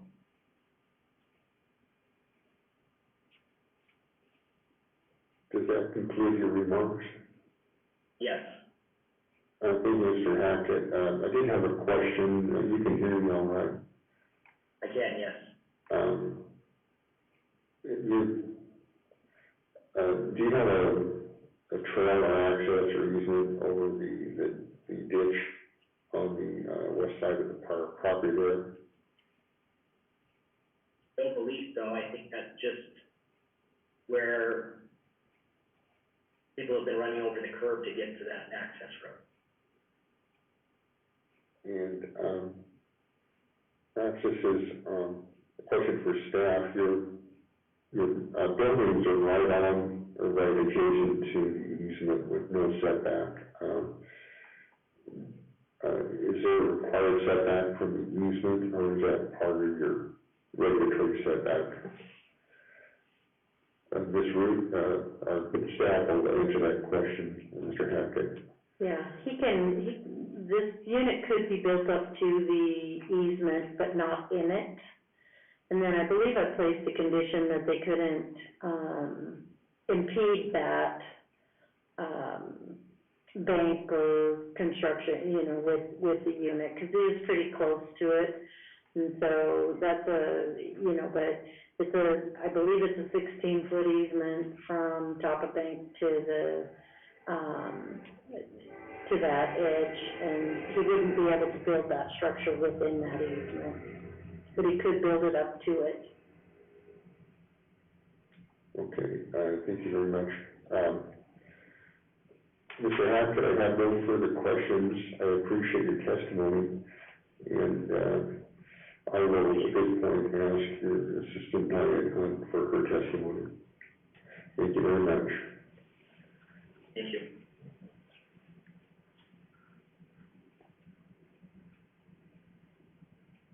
Hi, my name's Diane Hunt, and my address is 3212 Winston Road in Boise.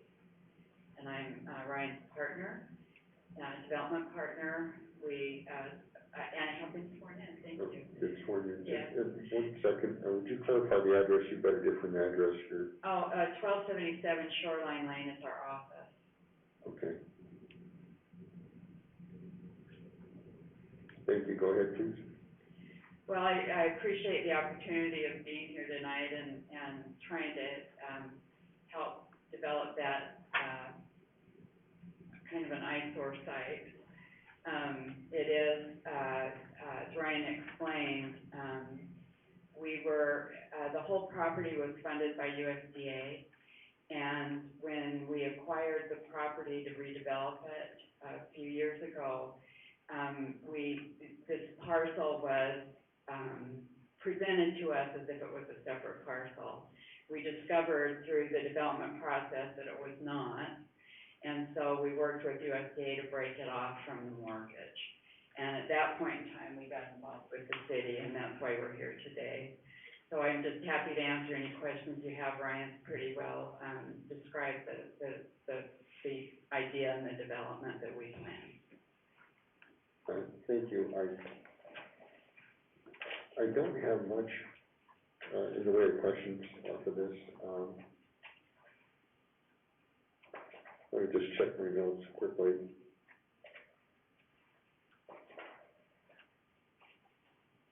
Yes, I think that concludes the questions I had on this. It's a pretty straightforward matter, and I do appreciate your testimony, Mr. Thank you so much. Thank you very much.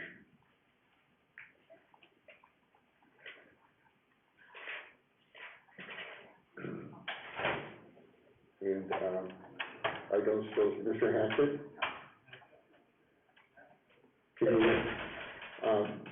Would you care to make rebuttal on anything? You have a chance for rebuttal if you would like. I don't think so. All right. Well, thank you. I'd just be putting my foot in my mouth if I had to talk too much more about it. I understand. Thank you very much. There's no other person signed up for this. With that, I will close the public testimony. And I did want to note, I did receive today a memorandum from TJ Friends, a project manager from our engineering office. It wasn't included in the staff report that I got last week. And just wanted to enter that in the record as TA1. Mr. Hearing Examiner, I did provide that via email to Mr. Hackett. Okay, great. I just wanted to know that I received this today and it's part of the record. So,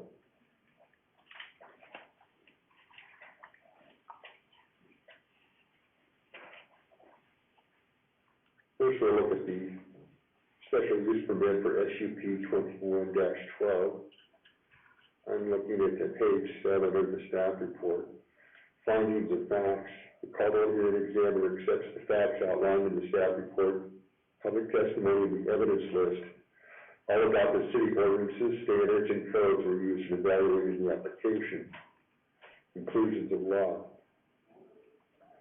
The Caldwell hearing examiner has the authority to hear this case and approve or deny the request. The public notice requirements were met. The hearing was legally noticed and posted, and the hearing was held and conducted under the requirements of Idaho Code and City Ordinance.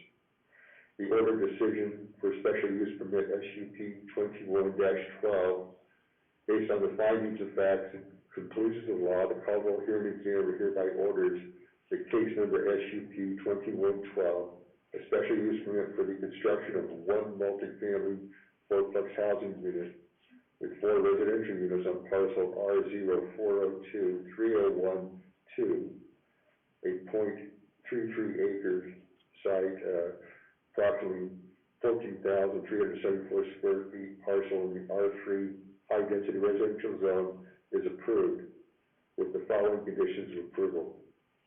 Those conditions are found on page 8 of the staff report. Under section 9, we have conditions 9.1 through 9.16, and those will be attached to the decision on that. Moving on to the preliminary plat portion of this hearing, looking at page 12 of the staff report, the findings of facts for the preliminary plat. The Caldwell hearing examiner accepts the facts outlined in the staff report, public testimony, and the evidence list. All adopted city ordinances, standards, and codes were used in evaluating the application. In item 12, conclusions of law, preliminary plat. The Caldwell hearing examiner has the authority to hear this case and recommend the Caldwell City Council that it be approved or denied. The public notice requirements are met. The hearing was legally noticed and posted, and the hearing was held and conducted under the requirements of Idaho Code and city ordinances. In item 13, recommendation, preliminary plat. Based on the findings of facts and conclusions of law, the Caldwell hearing examiner hereby recommends to the mayor and city council the case number SUB 21-000034, request for a preliminary plat, Nottingshire Heights Subdivision, 2-lot development in the R3 high-density residential zone is recommended for approval as conditioned in section 15 below. In 15 below, we have conditions 15.1 through 15.15 that pertain to the preliminary plat. Those conditions will be applied to that as a recommendation, council and mayor.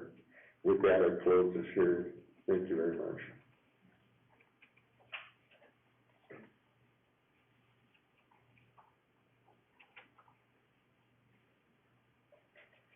The next order of business is action item 3, SUB 21-00027, request by JDB Engineering on behalf of Trilogy Development for a preliminary plat for Chestnut Heights South Subdivision, consisting of 58 single-family low-density residential lots with an average lot size of 8,439 square feet. Goodbye. Goodbye. And with that, I will turn the time over to staff to make the presentation, and thank you very much.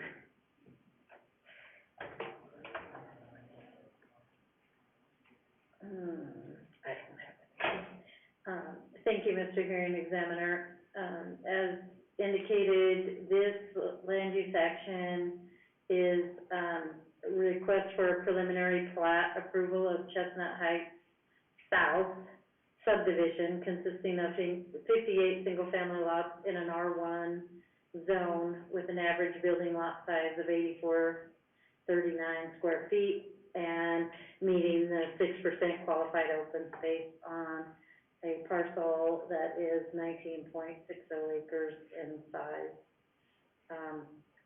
The development, this property was, annexed and zoned some time ago, and the applicant is applying for a preliminary plat for this specific, segment of property. No, they gotta use the other door. 19.6 acres. So the underlying comprehensive plan for this area is low-density residential, and the zoning is low-density residential. The proposed preliminary plat is in substantial conformance with the, requirements of the code. It was brought to the applicant's attention that the Cougar pathway does, that is identified in the 2030 Bike and Ped Master Plan, which is Appendix D in the comprehensive plan, that the Cougar pathway runs along the east boundary of this property on that quarter section line. Was brought to their attention that they did need to provide that pathway with the development of this property. And it'll be a segment of the pathway at this point, you know, as this is just a small parcel. They also have submitted an additional preliminary plat for Chestnut Heights, which is to the north of this property, which would also be required to provide for that pathway connection. The Valley View School District did actually respond to this application and has indicated that the school is at capacity or beyond that, and, you know, has some concerns with that.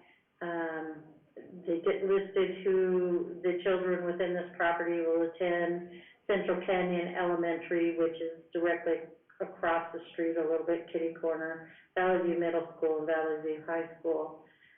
She stated, we do have concerns about capacity at Central Canyon Elementary at this time. These schools are currently overbuilding capacity with the current enrollment. Due to high enrollment district-wide, Valley View School District does not allow open enrollment for students residing outside the district boundaries. If this application is approved, we encourage the development of sidewalk street lighting to allow for safe walking to school or the bus stop.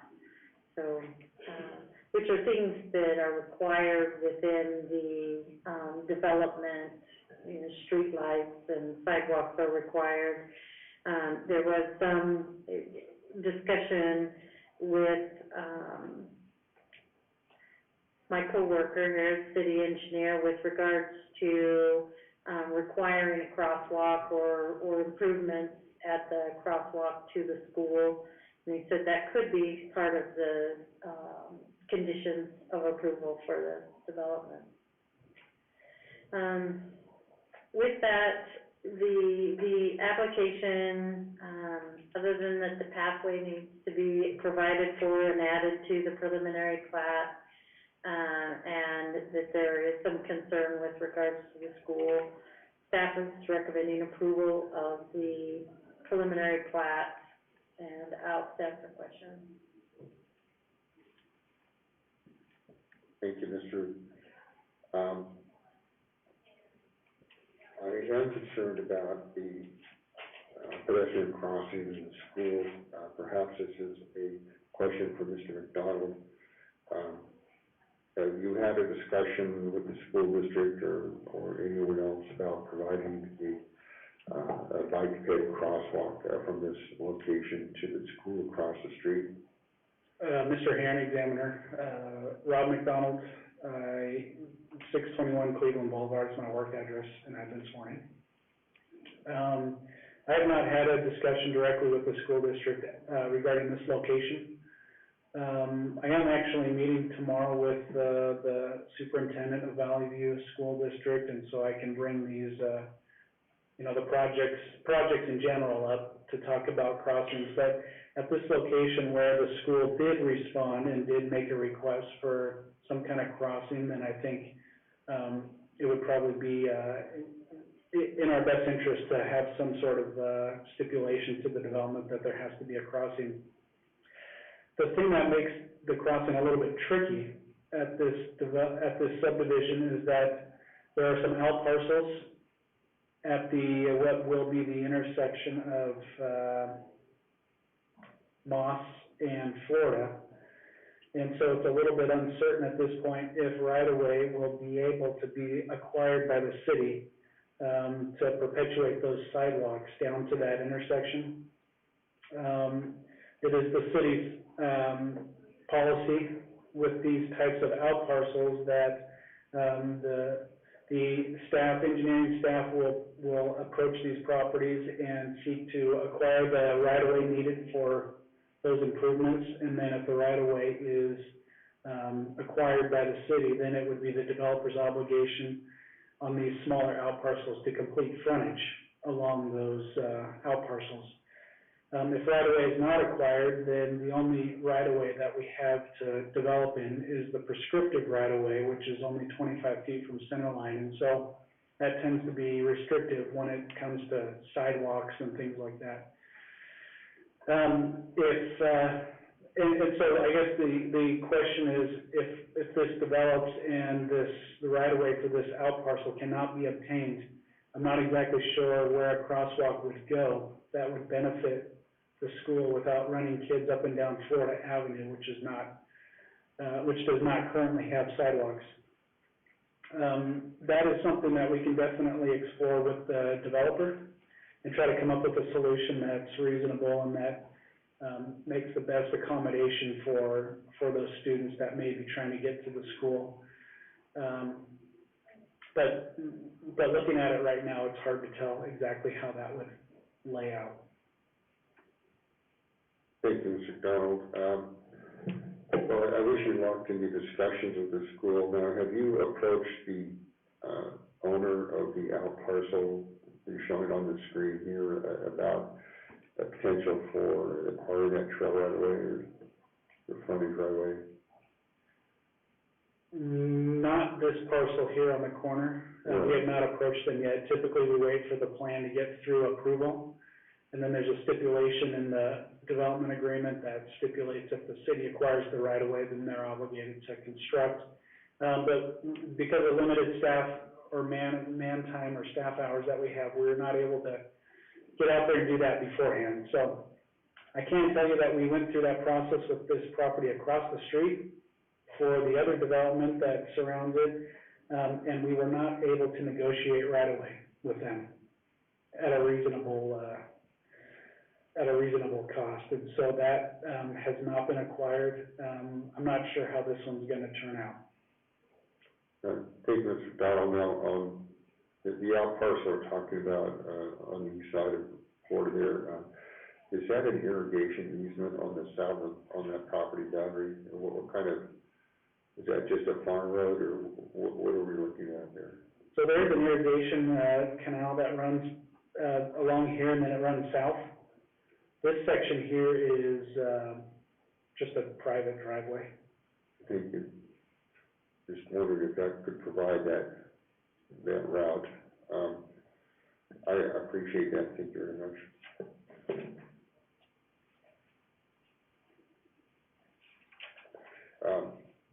You said you entered a negotiation with the property directly across the street there. Have you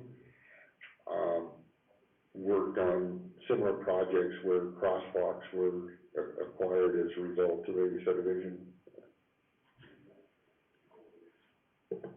Yes, typically if we identify that a crosswalk is needed, we will work with the subdivision on that. Generally, at this intersection right here, at an intersection, you would have crosswalks anyway. If it was going to be a roundabout, you would have crosswalks, or a traffic signal, you'd have crosswalks, and so that tends to not be a big issue.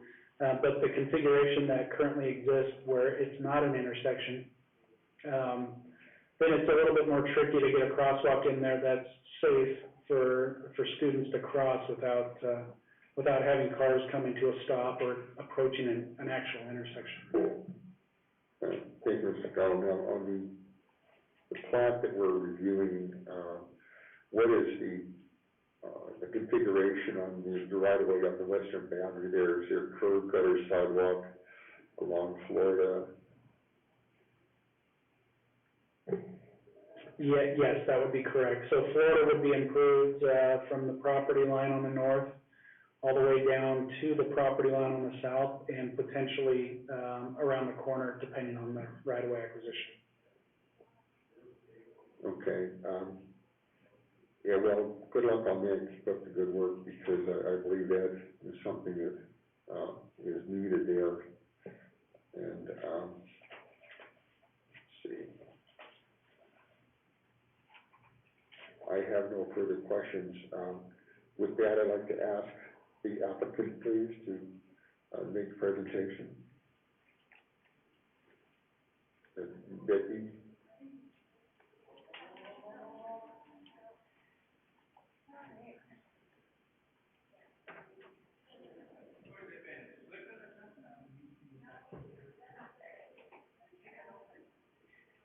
Good evening, my name is Becky Gary, my address is 2760 West Virgin Lane, Meridian, Idaho, 81402. So I'm So, here. Yeah. Speak in the mic a little bit, with the mic up, please, thank you. Is that better? That's better, yes. Have you been sworn in? Yes, I have been sworn in.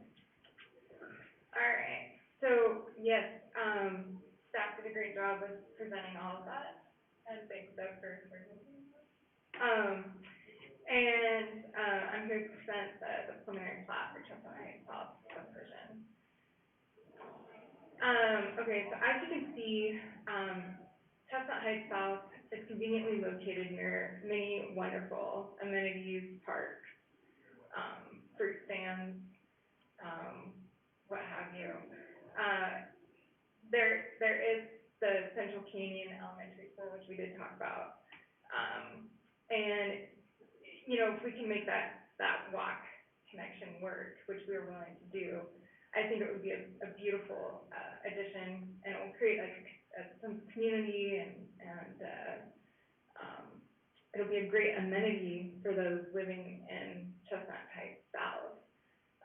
And it'll kind of ease the burden for parents trying to drop off kids and relieve congestion and all that stuff. So yes, we will be willing to work with you on finding a location on that, for sure.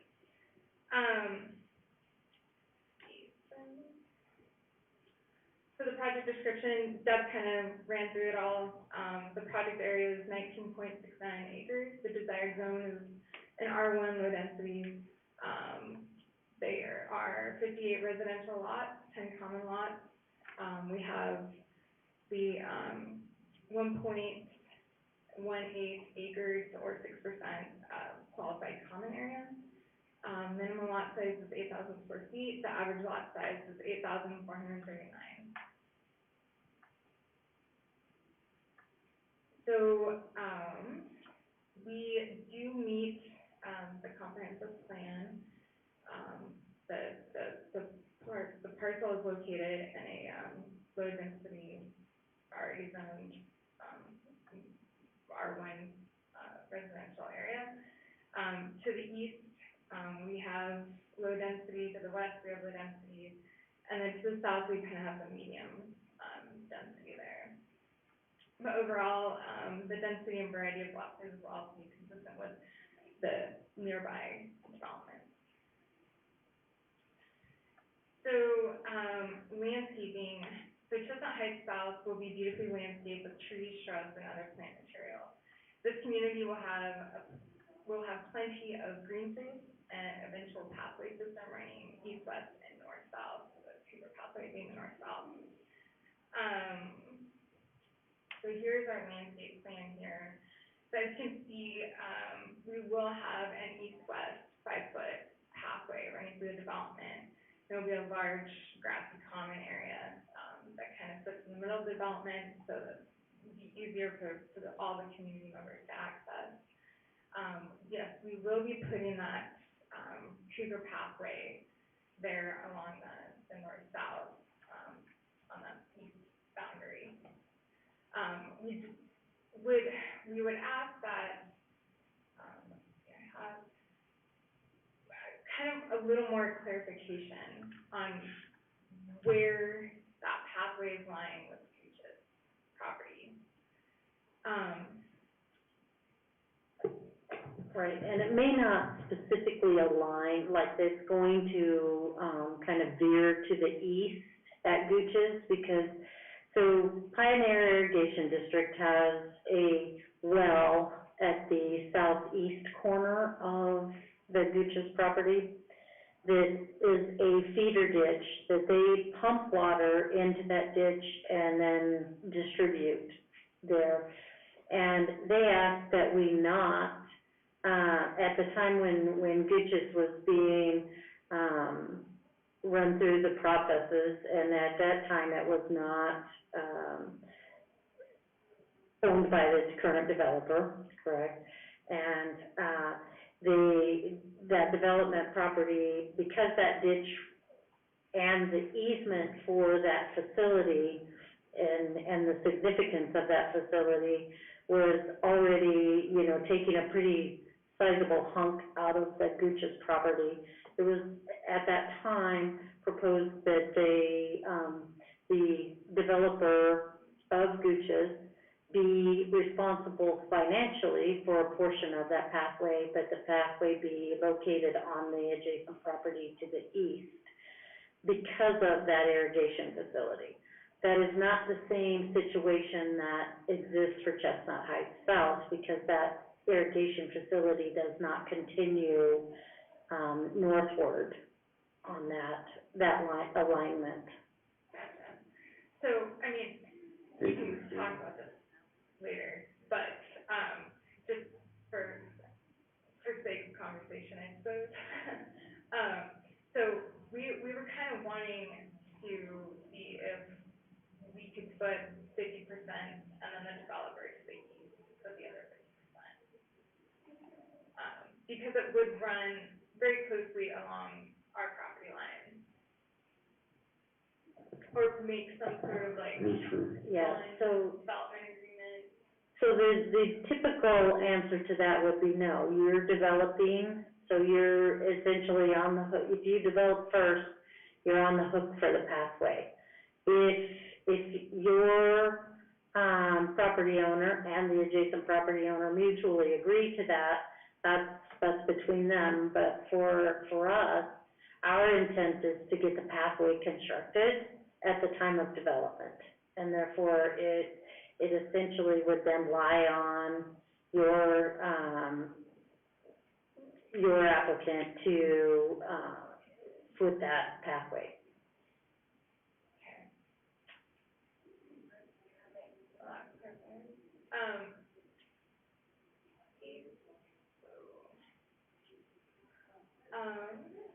So the other item that we had, we got the engineering memo, today around noon. And in that engineering memo, it had stated that we either have to construct the improvements of the out parcels first before we construct Chestnut South, or we have to construct Chestnut Heights, the northern stuff, first to provide that secondary access. So, that would be wrong. Mrs. Squire, please direct your questions to me. Oh, sorry. Thank you. So, what we came up with was a two-phase plan, and I know when we came in with this application as it being a one-phase development. But after getting that condition from engineering, we decided to put two phases in. And so the first phase has 30 lots, so it would meet the fire requirements. And then the access would be off Florida, over there. And then once we construct Chestnut, the northern Chestnut stuff, then we would also construct Moss and then construct the second half of Chestnut South.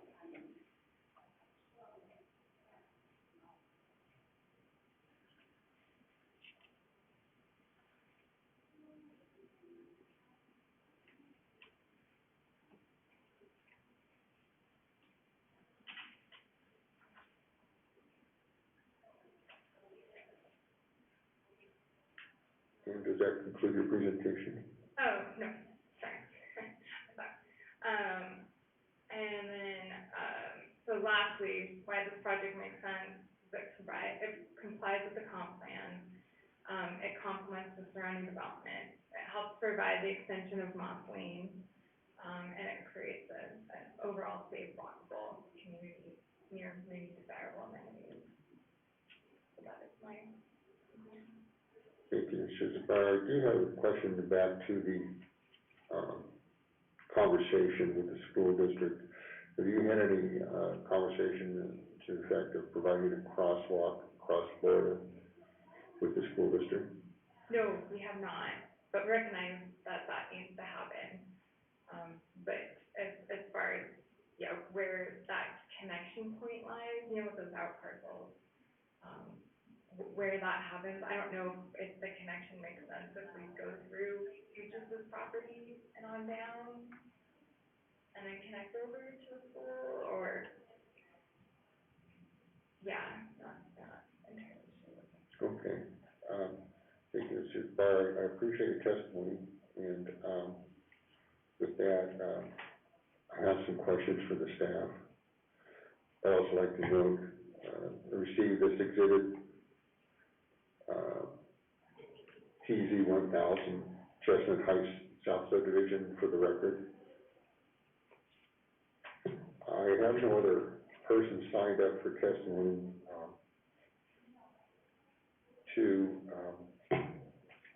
Rob, I would like to address the applicant's slide, about the, improvements on Florida. Mr. McDonald, could you just tell me what's going on there? The recommendation is Colorado Engineering Department that the requested execution is approved, about the, complete on the out parcel frontage along both Florida Avenue and Moss Lane, and what's going on with that, please?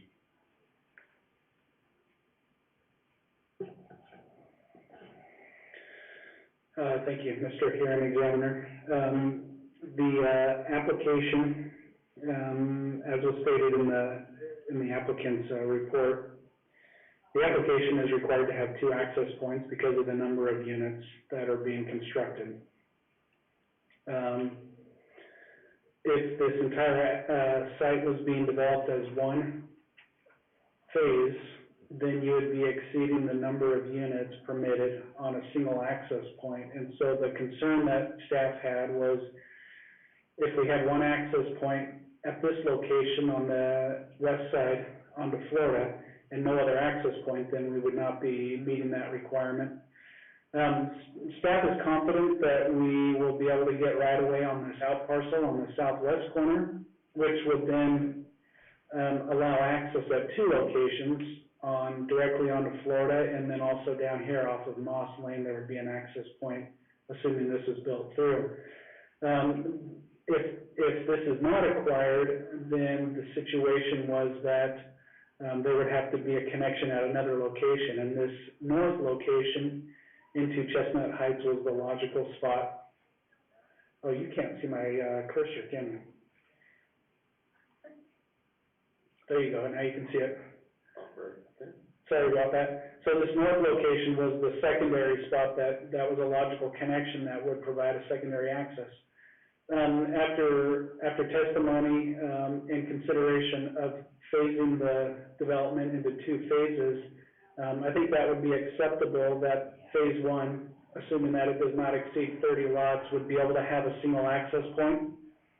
But as part of phase 2, there would have to be either one of those 2 secondary access points would have to be connected.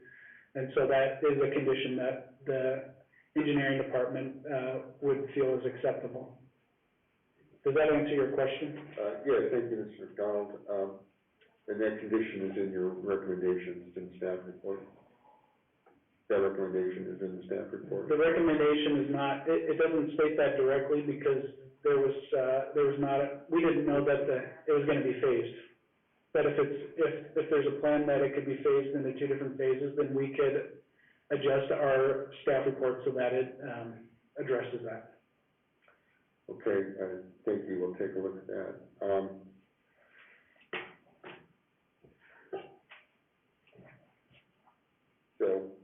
you stated you have confidence about, getting the right of way from Moss Lane, that would, were that to prove true, that would also provide an access for the crosswalk across the border to the school, is that all right? Yes, that would provide probably an ideal location for a crosswalk. Thank you. It's a little tough not knowing the outcome of that inquiry. But I'm very interested in that occurring.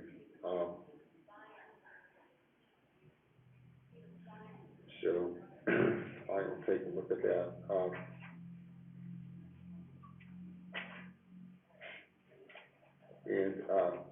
Ms. Root, as far as, just to clarify, the Cougar Trail on the eastern boundary,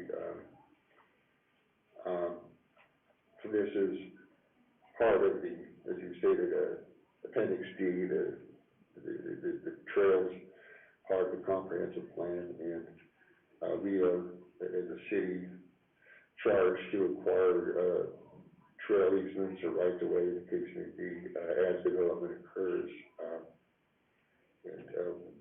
Where does this originate, and where does it go to from this property? It just travels a straight line north and south? Yeah, I believe the Cougar Pathway, it actually originates up across Homedale Road, and has a kind of a southeasterly path from some city park and the school, and then crosses Ustick Road, and is proposed to be down that quarter section line between Florida and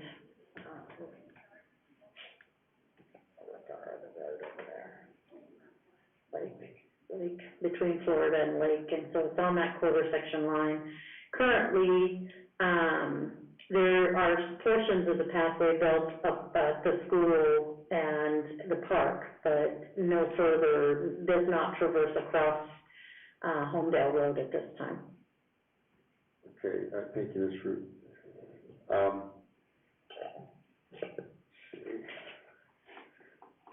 I would just like to note that I received this exhibit, PA3, the memorandum from Mr. Friends, project manager in our engineer department, as internet part of the record. And with that, I'd ask the applicant if you had a rebuttal. Would you like to make a rebuttal? Okay. With that, I will close the public testimony portion of this and move to the analysis.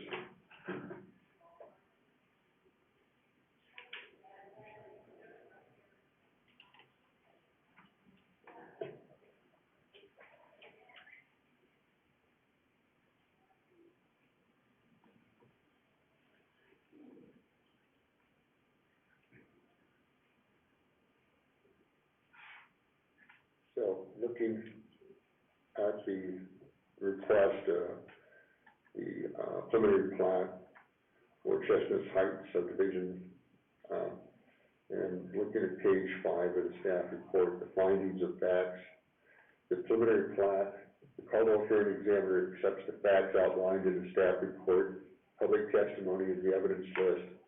All adopted city ordinances, standards, and codes were used in evaluating the application. The Section 7 conclusions of law, the Caldwell hearing examiner has the authority to hear this case and recommend to the Caldwell City Council that it be approved or denied.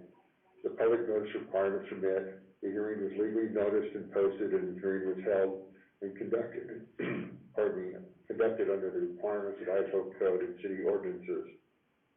Section 8, the recommendation. Based on the findings of facts and conclusions of law, the Caldwell hearing examiner hereby recommends to the mayor and city council that case number SUB 21-00027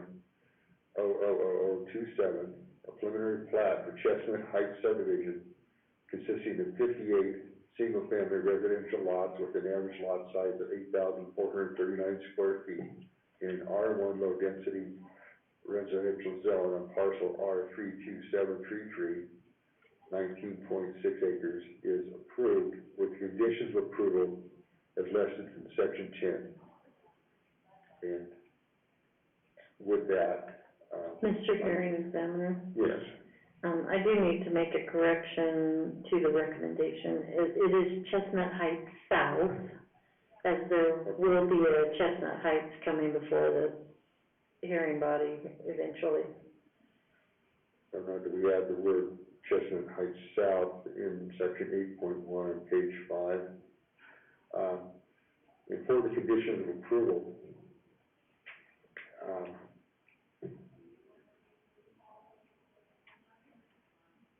I have to make addition of 2 conditions here. Give me a moment, I had not prepared these conditions, so.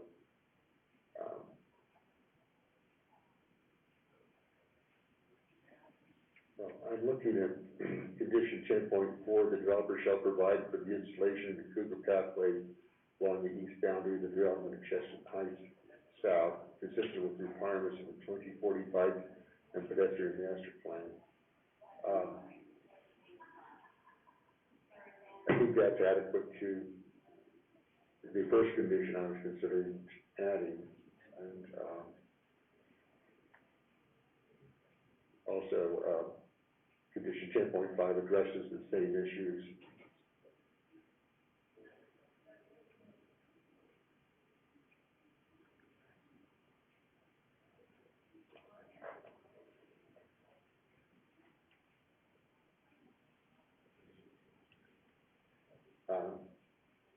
Mr. McDonald, let me help with this.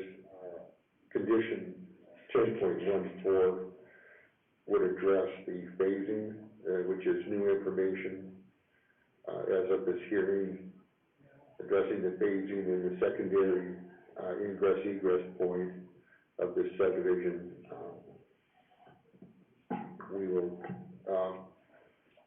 accept the plan for that, whether it is the extension of Moss Lane to Florida or the extension to the northern boundary to stub into the adjoining parcel on the north. Would you have something to add to that, Mr. McDonald? No, I would just mention that secondary access would be required once the subdivision exceeds 30 houses. And so if phase 1 only has 30 houses on it, then they're permitted to have one access point. But in phase 2, when they exceed that, then they would be required to have a secondary access, one of those 2 options. Thank you, Mr. Donald. I hope staff can make a coherent condition of approval. So that would be 10.14 in this. And I would just note this is not prepare this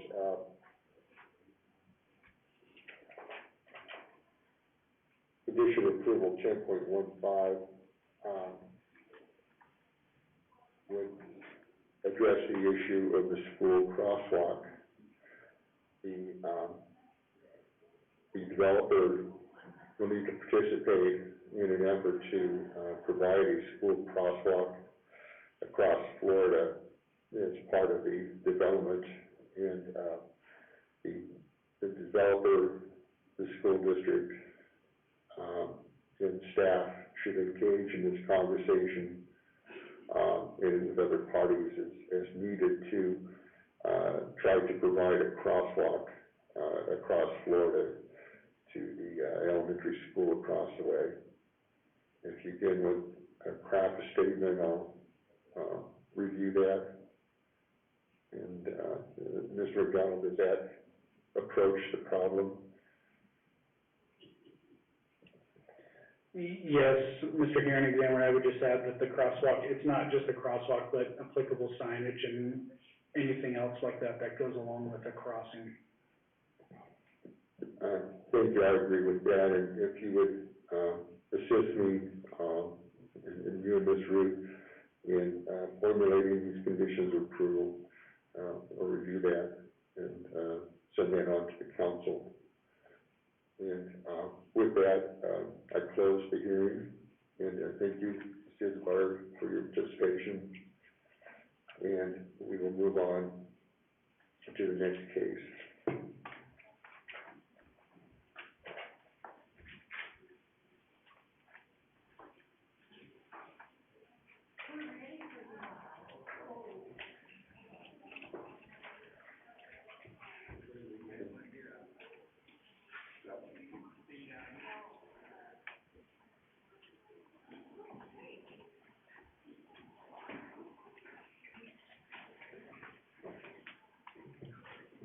All right, to the last item on the agenda under new business, section 3, action item 4.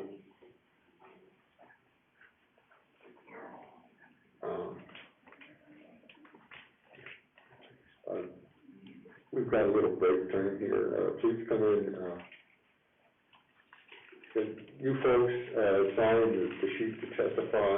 Not everybody.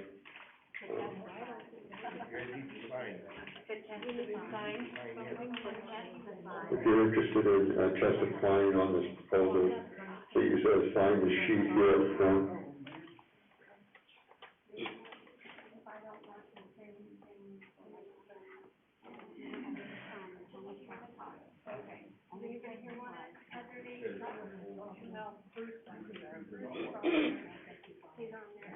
Right on the sheet, you can speak in that case.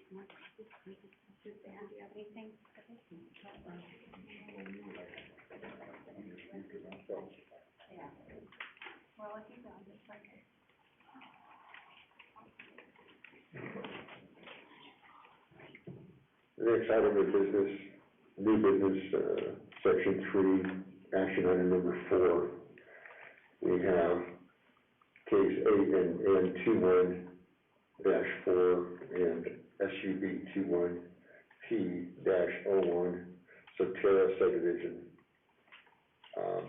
This comprises the application, annexation of 38.07 acres, more or less, on parcel R32583 with the following zoning: 15.8 acres designated as business on the 2040 comprehensive plan, requesting the zone designation of C2 community commercial, and 22.2 acres designated as low density residential on the 2040 comprehensive plan, requesting a zone designation of R1 low density residential.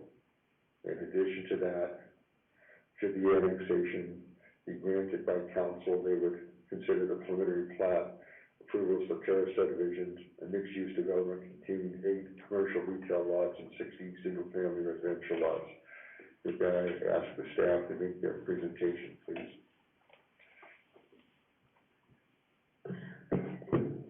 Thank you, Mr. Hearing Examiner, Debbie Root, Senior Planner, 621 Cleveland Boulevard, and I have been sworn.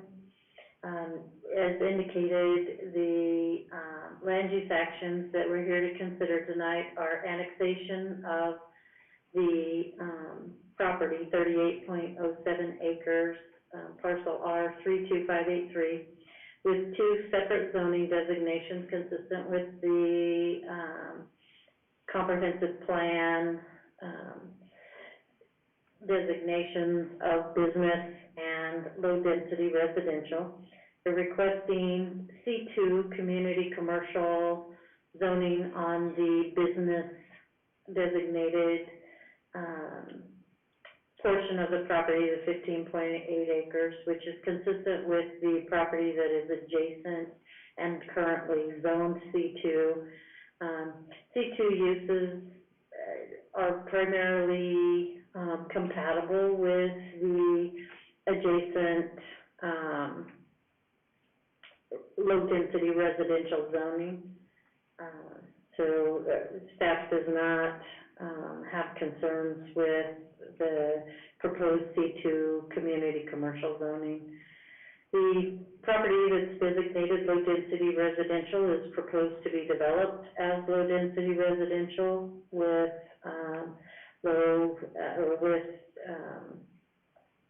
lot sizes that are consistent with the dimensional standards of the zoning ordinance. The applicant is required to, also put a, pathway in, which they have added to their plan along the, drainage on the western boundary, and they are required to build out that pathway. So Terrace subdivision is, consistent with the comprehensive plan. It is as proposed, and although the specific uses for the commercial zone are not identified, they have provided for, what they, may be there at some point. What is conditioned in this, development application is that it will not be multifamily residential on our corridor facing properties of this business and then what would be zone C2 community commercial. We do need these properties along our USTIC corridor to be developed with business and service retail type activities to keep the trip count down and have business services that actually service the residents of this community and the adjacent communities to reduce the trips in this area. There is a Walmart, neighborhood Walmart to the east on the corner of 10th Avenue and USTIC. And it, now and in the future, we hope that the retail end of this, providing for retail pads and commercial properties there will eventually build out with services that do help the community. One of the things that staff feels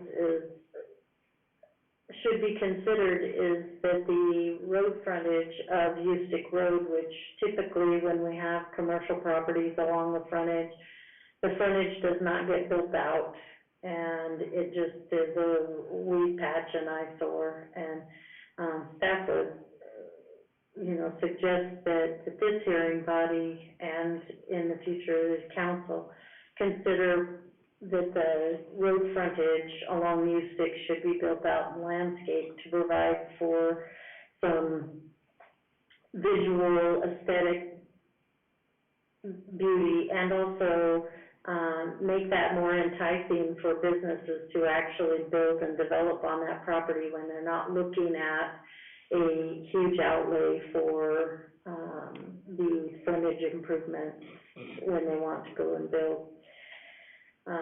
We found that this is beneficial in Sky Ranch, our industrial park, where the frontage and landscaping improvements have been completed and those lots have been well received and are being utilized for that business commercial. It's actually industrial mostly, but at any rate, it's something to consider from a planning standpoint. With that, this application as presented is in substantial compliance with the comprehensive plan and the zoning code, and I'll stand for questions. Thank you, Ms. Drew. The fairly large and complex project. The question I had, and we haven't really gone into the preliminary plat aspects of this, are that do you have the preliminary plat on your computer there you can show us?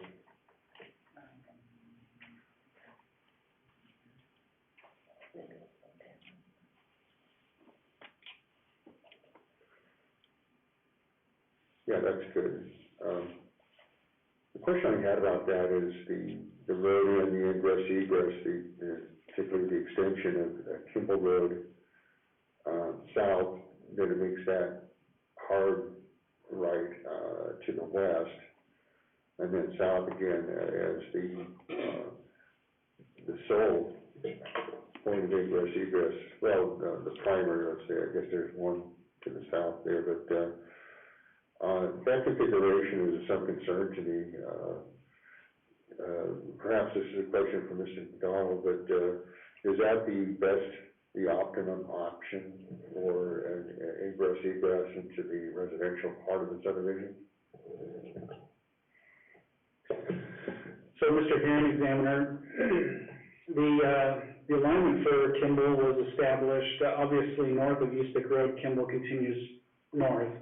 At this location here, it was not intended to continue south, but we did want them to line up their access on Eustic Road with the Kimball alignment, and so that portion that continues south on the Kimball alignment will be considered part of Kimball Road, and then that section of road there will serve this development and the commercial frontage of this development, and then it will also serve whatever develops to the east.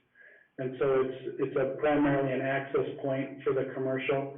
The road section then serves that residential subdivision as well, and so I'm not sure if that answers your question or not, but the intent really was to keep that intersection lined up at Kimball on Eustic Road so that a traffic signal or some other type of traffic mitigation could be applied there.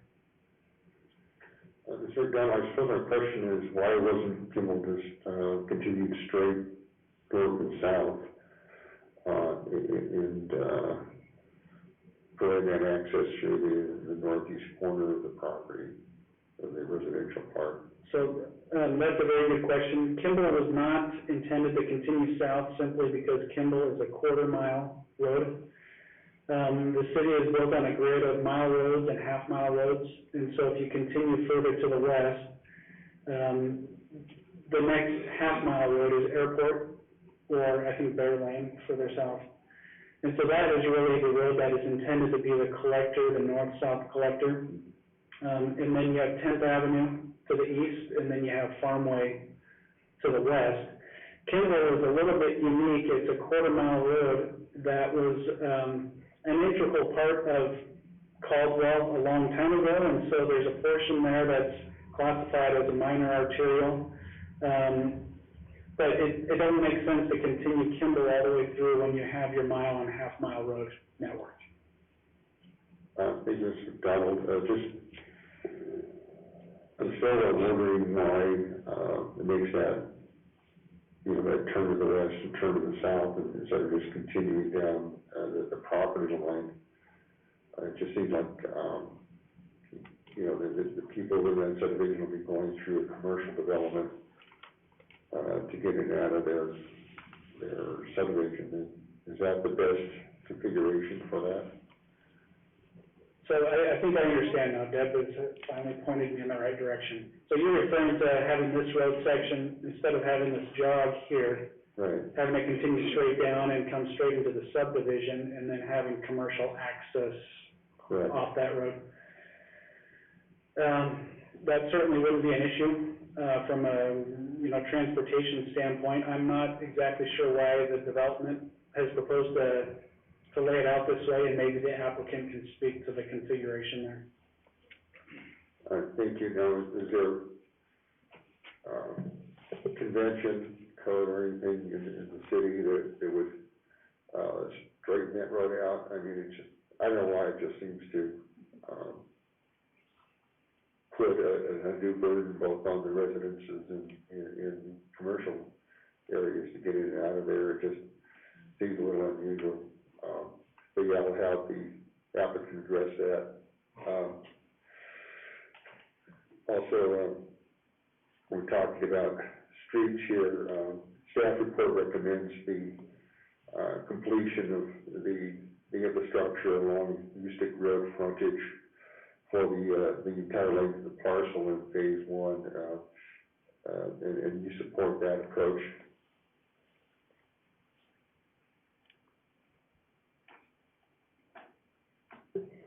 I apologize, Mr. Root was talking to me.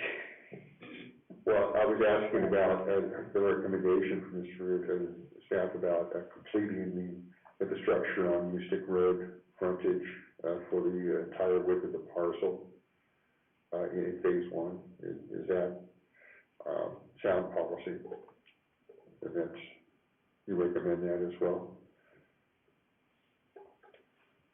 So that is certainly something that, with development, it kind of goes both ways. A lot of times we wait until that actual frontage is developing before we require the road improvements, but there are circumstances where we can require certain improvements for aesthetic reasons or even for safety reasons. If you have these additional houses coming out onto Ustick Road, they will be obligated already to put turn lanes in on Ustick Road, and so some improvement on that frontage does make sense as part of the subdivision development. And overall, this segment of Ustick Road from, I get Kent to Bear, is that programmed for improvement, or what is in the cards for that segment of Ustick Road? So Ustick Road is classified as a principal arterial. That means that when it is built out, it will be a 5-lane section similar to what you see on the east side, east of 10th Avenue. And so that allows for 2 through lanes in each direction and then a center lane that's used typically for a turn lane. In this location where you have the intersection here, there's also a requirement for an additional right-hand turn lane to allow traffic to come out of the through lanes to be able to turn right, eastbound right traffic into the subdivision, or onto Kimball Road, I should say. And so as part of their development, there's a requirement to complete Ustick Road along the entire frontage to that standard. Okay, thank you. And is that improvement, the burden, so to speak, on the developer, or is it the city participates in that? Mr. Hearing Examiner, that is a very good question. The burden for these frontage improvements is on the developer. The city does not have the funding to construct roads, and so a lot of the improvements that happen on roadways are development driven. And so the question often comes up, why can't the city build the roads first so we don't have traffic and then let development come in? But there's no funding to do that. And so development, as it comes in, it has to pay for itself, and it does the improvements on the frontages, which make our roads wider and do the intersection improvements. And then in addition to that, the frontage improvements, development is also obligated to apply mitigation to a specific location that the city chooses, and that is basically the same as their impact fee. It's a little bit different legally, but it's a mitigation that's above and beyond so that we can make an improvement to an intersection or some location that is impacted by the trip generation of this development. Thank you, Mr. McDonald. I do have one question in reviewing the letter commentary from Valley Regional Transit. They requested an area, a setting for a future bus stop, presuming that Ustick would be a bus route sometime in hopefully not too distant future. Do you have, does the city have street designs for the turnout and bus stop? The structure, whatever, do we have these in the city, and what would that look like if it were required on the Ustick frontage of this property? So, Mr. Hearing Examiner, the city does not have a specific detail for a bus stop, but typically in a situation like this, we would work with Valley Regional Transit to accommodate them in whatever they need for their buses to make a stop there. Typically, what it would look like is, it would just be a pullout that's probably, 10 to 12 feet wide, that would have the taper lengths necessary for a bus to pull in and pull out safely without blocking traffic while it was stopped. And, thank you, Mr. Donald.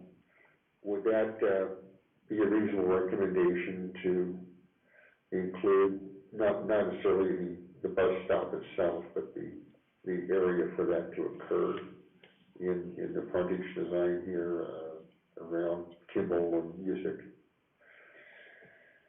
Mr. Hearing Examiner, I believe that would be a reasonable request. We try to accommodate, they typically have a good pulse on where they feel like the bus stops need to be able to provide services to the most amount of people. And so if they feel that this is a location that would be ideal for a bus stop, then that would be something that we could work with the developer on and try to fit that in somewhere on the frontage. Thank you, Mr. McDonald. I think that concludes my question for the staff. I'd like to request the applicant to make the presentation, please. Mrs. Thompson. Mr. Hearing Examiner, Tamara Thompson, I'm with the Land Group. We're located at 462 East Shore Drive in Eagle. Today I'm representing the property owner for this application, and I was sworn in. Oh, yeah. There is a clicker right there, so you can scroll through.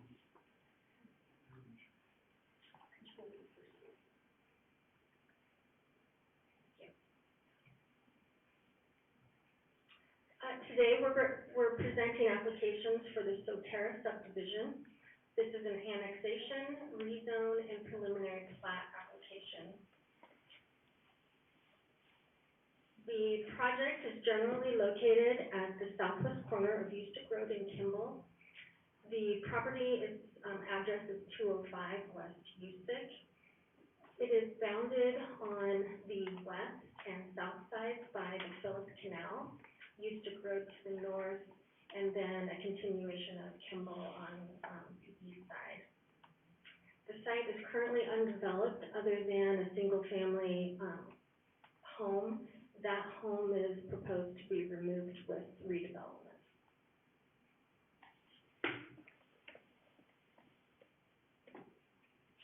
The property has a comprehensive plan designation of business along the Ustick frontage and low density residential to the south. The zoning that we're requesting, and you can see the colors there, you can see what I'm showing, right? Okay. The pink color is the business, and the southern portion is the low density residential. Here you can see the current zoning map. The applicant proposes to annex this and rezone consistent to the Caldwell Comprehensive Plan. The northern 15.8 acres are proposed to be rezoned to C2, which is the same as what the property to the immediate east is zoned. And the southern portion is 22.2 acres, and that's proposed to be zoned R1, and that is consistent with the adjacent subdivision, which is the Cumberland subdivision. And again, both of these are consistent and with the comp plan. The preliminary plat is called Sotera, and it includes all 38 acres. It proposes 75 total lots, which is comprised of 60 single-family residential lots with 6 common lots, and that's the portion that I've highlighted in blue. That is proposed to be phase 1. And the commercial portion is 8 commercial lots with 1 common lot for 9 total. I will address your comment on the access. So we have a fixed access point at Ustick for Kimball for that alignment. The commercial portion is extremely deep, coming in from there, and it makes the commercial more viable to have street frontage for those businesses and to bring the road closer to there. So if you just brought it straight down, it would be the far west side would be extremely deep, which would not, it would be very difficult to develop and to get that synergy, I guess, for pulling the traffic in. The other is there's existing residential homes there on that corner on the on the east side. So if we pulled that straight down, it would be in right at someone's backyard for where that main road came in for an existing home.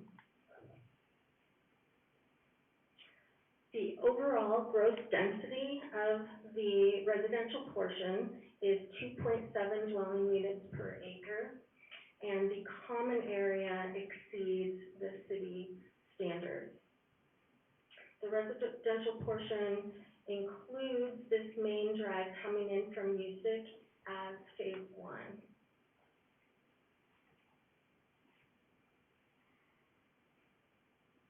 The C2 zone properties will be market driven, and they are planned to conform to the commercial uses in the city's development code, that matrix. The types of uses proposed there are going to be restaurants, banks, retail, office.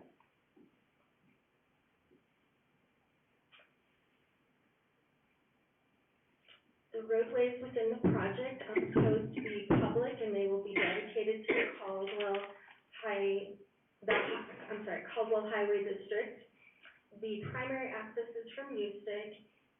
There is a secondary access from the existing subdivision to the east, and that is East Pineville Street, which comes in from Cumberland. There is a stub road there that you can see on the plan. The common areas are consolidated to large parkland areas designed to be easily accessible to the Soterra homeowners. Planned amenities include a playground, seating areas with benches, pickleball court, grassy play areas, and a picnic structure with picnic benches. And again, this total open space exceeds the city code. The homes are planned as 1- and 2-story single-family homes of similar size and finishes consistent with the existing Cumberland subdivision to the east. And another thing I want to note is that we've lined up those homes along that our eastern property line. They're aligned 1-to-1 and are of the same size, you can see there.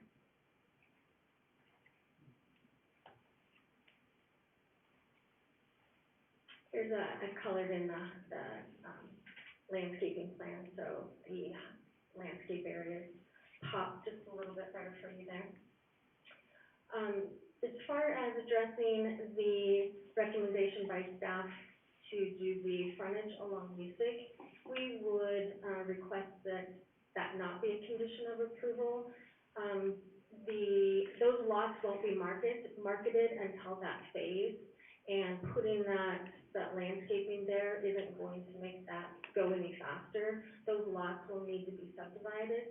So it's included in this preliminary plat, but it's appropriate for those to go in with the final plat for that phase.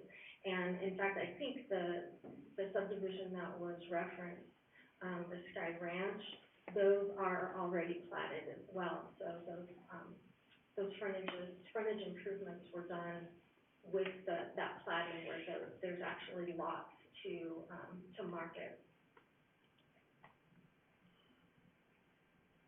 Here's a commercial concept plan.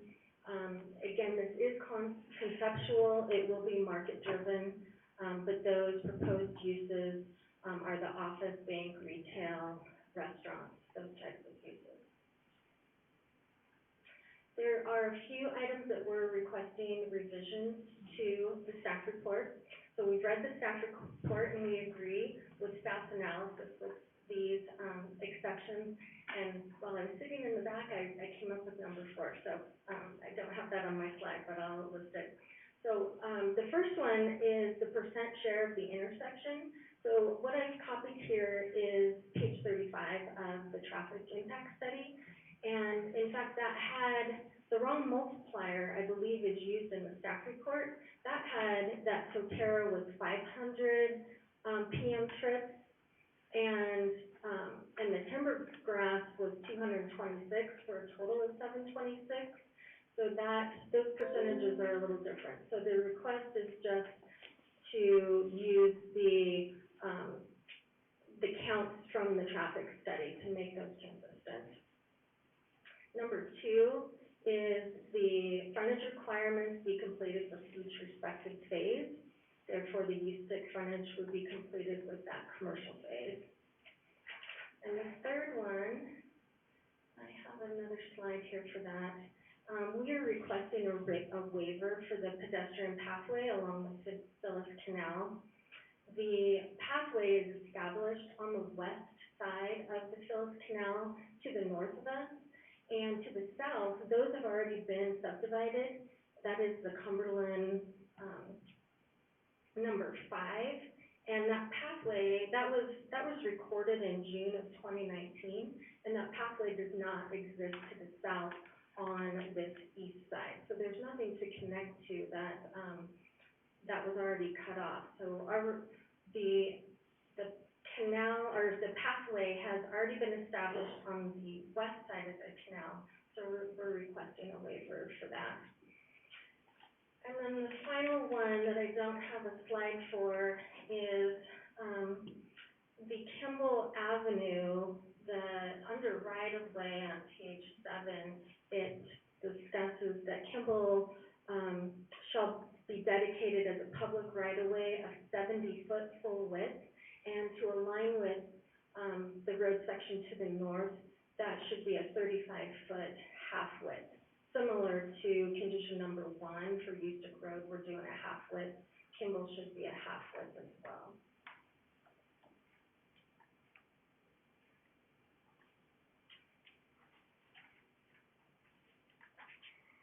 We respectfully, so with those conditions, we respectfully request your recommendation for approval, and I will stand for questions. Thank you.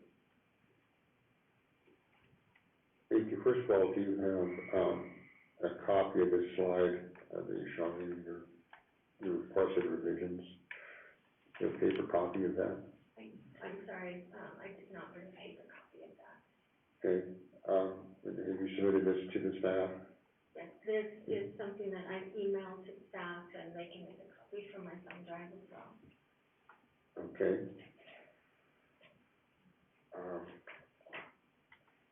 I do not have questions at this time, but at rebuttal, we will have some questions for that. And with that, thank you for your testimony, and we will go to the people here to testify. The first on the list is Mr. Jeff Allen. Would you like to testify, please?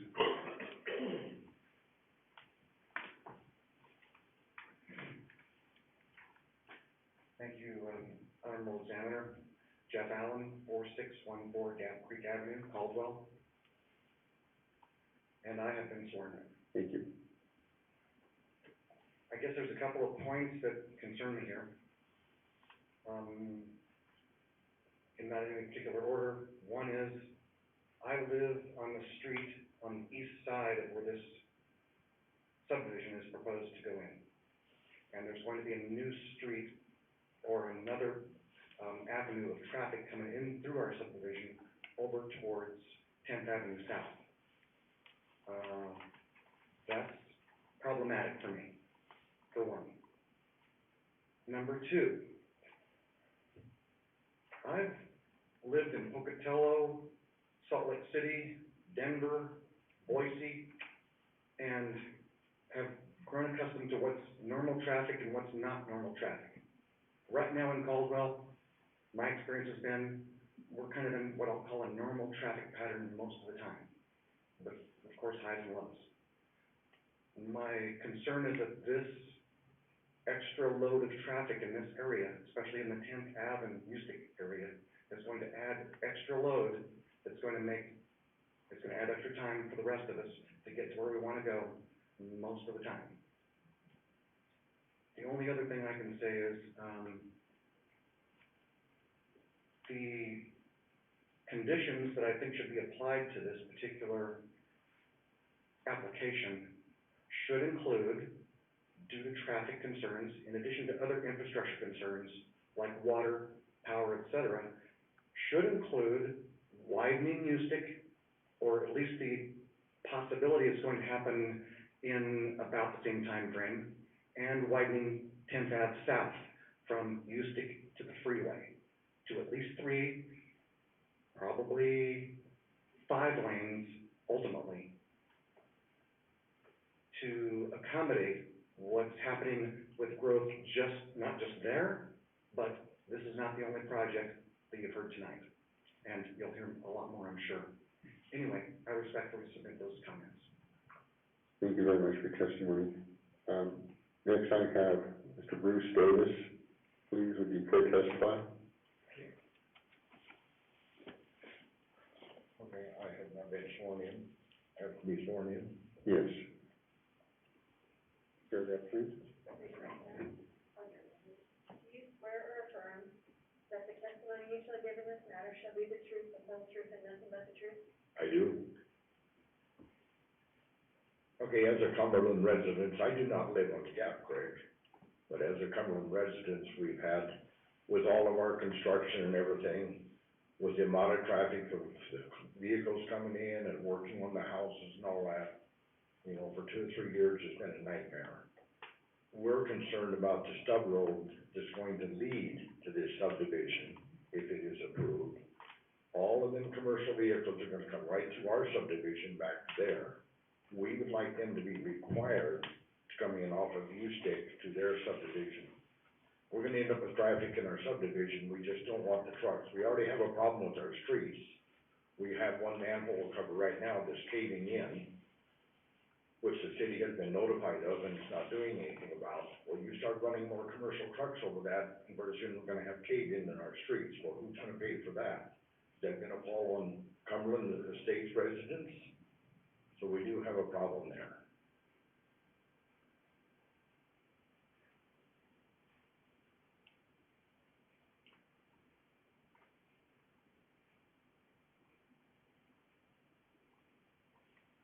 Thank you. Does that conclude your testimony? No. The other thing I heard that there was gonna be 1- and 2-story homes. I thought through our last discussion with the group that it was gonna be single-level family homes, possibly with a lot to match up with Cumberland is. But if they start putting 2-story homes in adjacent to Gap Creek there or in that area, you're gonna have people in upper stories looking right down into the backyards of the folks on Gap Creek. And I'm sure I don't live there, but I'm sure I did. I wouldn't want somebody looking down into my yard if I'm having a family get together and that. So I think that is a concern of it all. Okay. I respectfully thank the time. Thank you very much.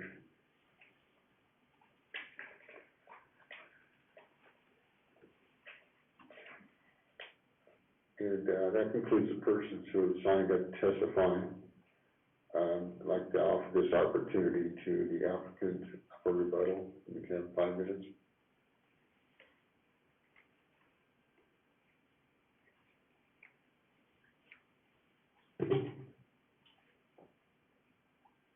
Mr. Hearing Examiner Tamara Thompson again.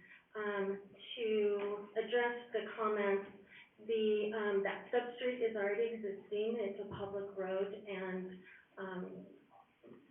we are required to connect to it for interconnectivity. I have no problem, or we have no problem with having a requirement that all construction activity enter from Ustick Road and not go through the existing subdivision. The 1- and 2-story homes are something that will provide variety through the subdivision. We are okay with having 1-story,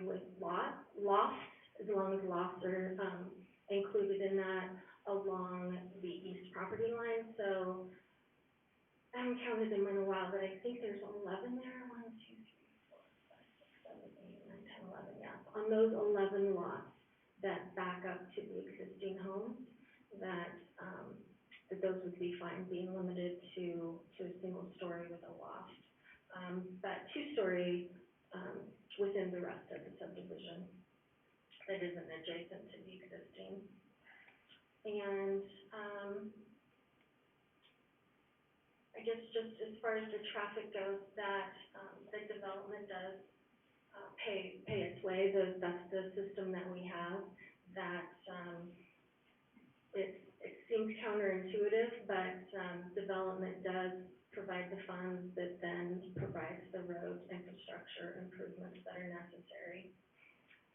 With that, I reiterate that we, thank you for your time, and we respectfully request your recommendation for approval with the requested revisions. Thank you. Thank you, Ms. Thompson. I do have one question. Sure. I raised the issue from, the Valley, about the potential for a bus stop there. Have you had conversations, with, Valley Transit about that, or is this, it was received in the staff report? Just wondering if you'd address that issue at all. Mr. Hearing Examiner, we did see that in the staff report, but we just saw it as of yesterday, and so we have not had any discussions with them as of yet.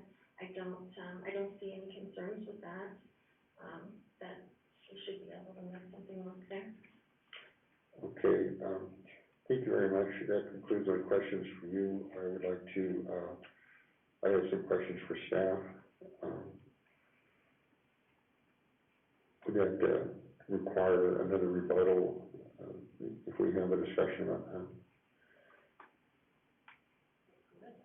Good. Okay, well, there's some excellent points brought up by the public testimony.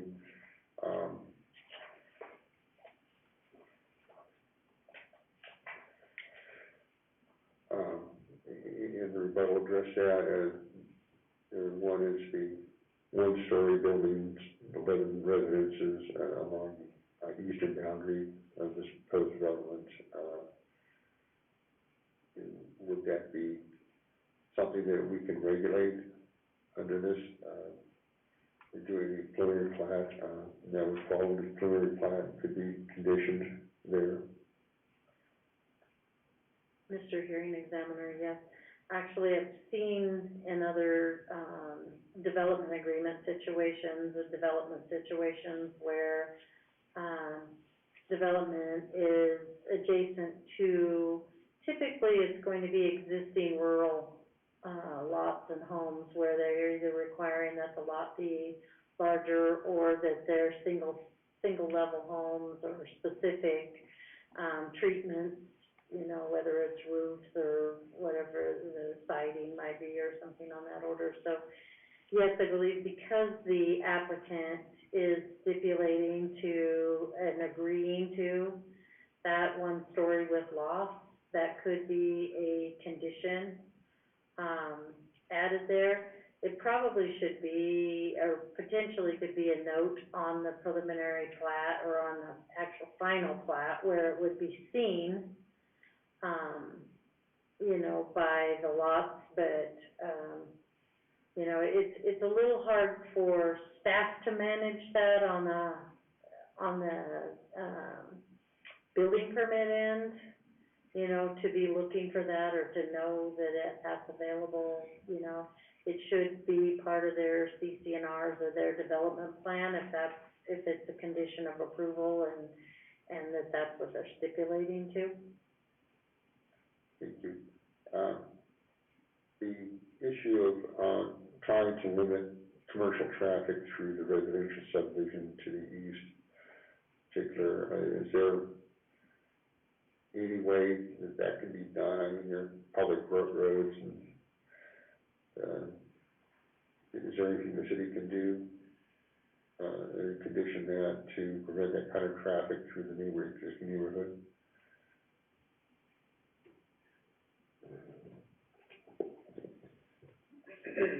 Mr. Hearing Examiner, that's a good question. When Cumberland was developed, that stub out street was there intentionally to be able to provide connectivity to an adjacent subdivision. There's a fine line between, you can have no connectivity between developments, and then you're pushing everybody out onto the main roads, which is congesting those intersections and those roads. Or you can have too much connectivity and you have too many people going through subdivisions, and so we try to find the fine line between that, where we have some connectivity so that people don't necessarily have to go out through an intersection, which adds more trips to that intersection. But we don't want people, speeding through subdivisions, and so it's tough to find that fine line. In this case, the subdivision construction, yeah. Yeah, and so that brings up a good point. Construction traffic can certainly be, required to enter and leave the site at specific locations.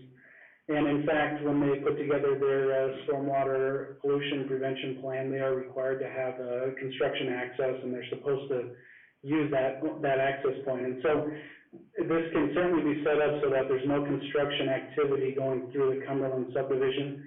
But as for long-term, for transportation, it's been the city's policy generally from, the city leaders that they want some connectivity through sites so that everybody doesn't have to go out onto the main roads to get over to the next subdivision. The capacity of the subdivision, there's certainly not a capacity issue from a traffic standpoint. It's estimated in the traffic impact study that maybe up to 25% of the 60 residential homes might use a shortcut, I guess you would say, through Cumberland. But the majority are expected to go up to Ustick because it would be more convenient for them. There's certainly not a capacity or transportation issue from a traffic standpoint going through Cumberland with 25% of this development. But as the property owners mentioned, it is uncomfortable to have additional cars that are simply cutting through. And so we certainly recognize that as a concern, and we do our best to find that balance between how many cars are we pushing out and where do we have those interconnects between subdivisions.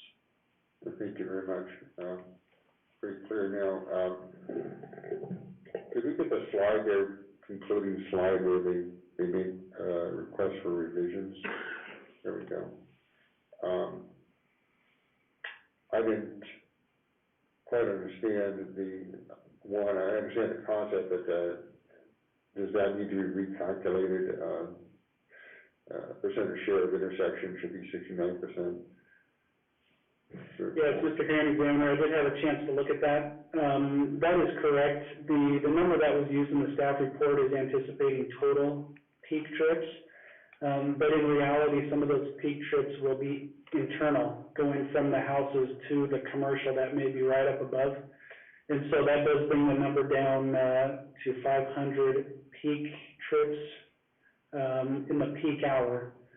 That would be, and so that would bring the mitigation down that same percentage. And so we can recalculate that, and we will have that revised in our staff report going to City Council, assuming that this is recommended for approval. Thank you. And the item 2, requested revisions, we've already discussed the frontage along Mystic, and we were looking at a request to do that in first phase, to complete that in Mystic. They're asking for that to be linked to the development of the commercial site. Is that a doable and reasonable request?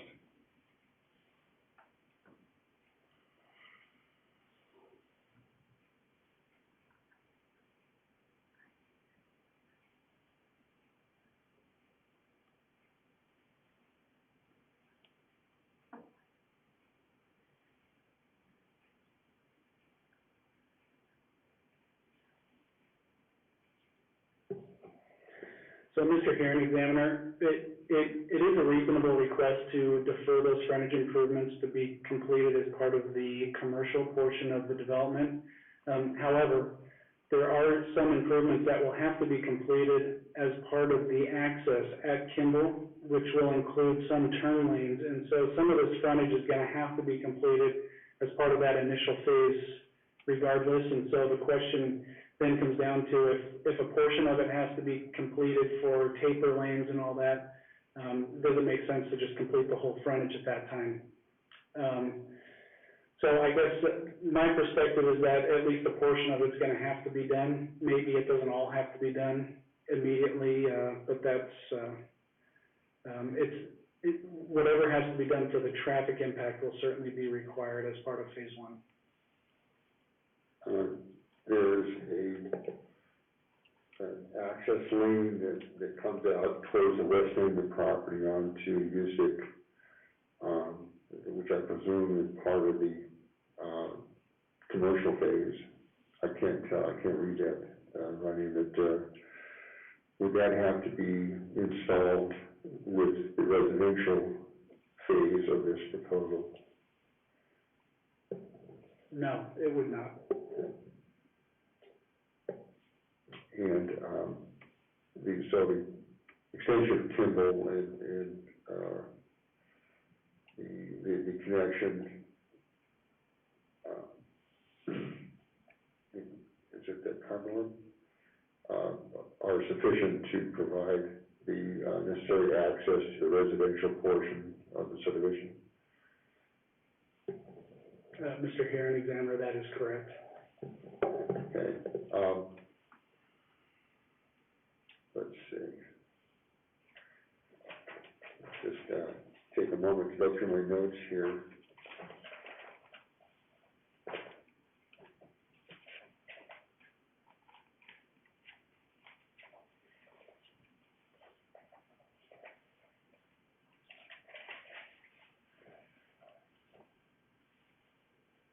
The issue of the pathway along the irrigation, certainly will be, in fact, I've closed the testimony. If you have further testimony, this is going to the city council. I'd recommend that you attend the city council and pose questions then. Okay.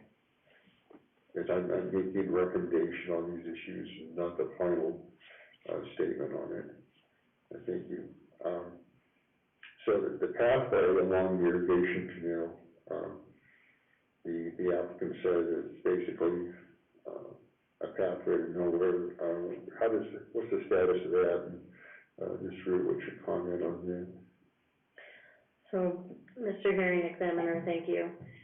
We do not believe it's a pathway to nowhere. As Tamara indicated, on the north side of Ustick Road, the pathway is existing on the west side of the drain. But just because it's on the west side of the drain, north of Ustick, does not mean it has to remain there. And therefore, we've asked that the pathway be included on the east side of the drain through her development. And it would end at Cumberland for now, just like many of our pathways, as there is an irrigation easement that runs along the western boundary of the Cumberland development that is just right now an access road. And in the future, and it may be 20 years down the road, you know, as the city looks to develop and continue their pathway bike routes and systems, and including finding funding to do some of those pathways, we hope to continue to improve and can make connections on those pathways on some of those developments that were either approved prior to the bike and ped plan being approved or instituted, or there was, you know, for some reason a pathway not included in that. There's a lot of development that there is not.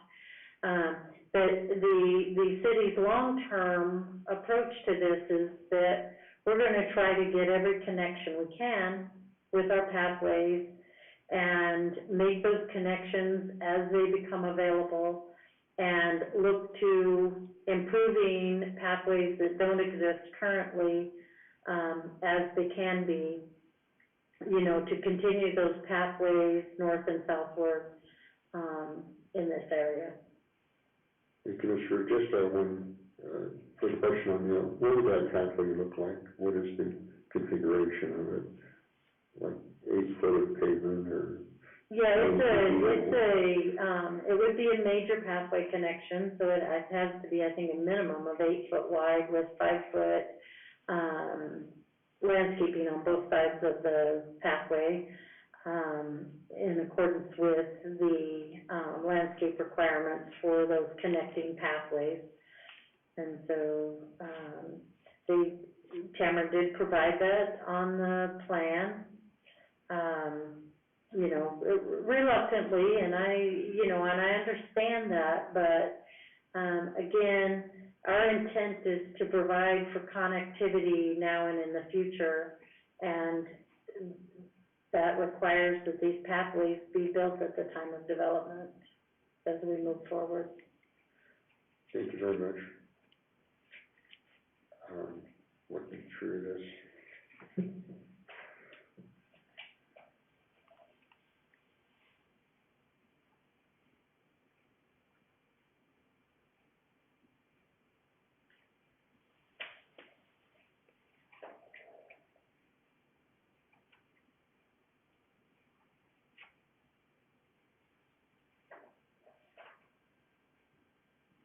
I believe that concludes my questions for staff. Or one word.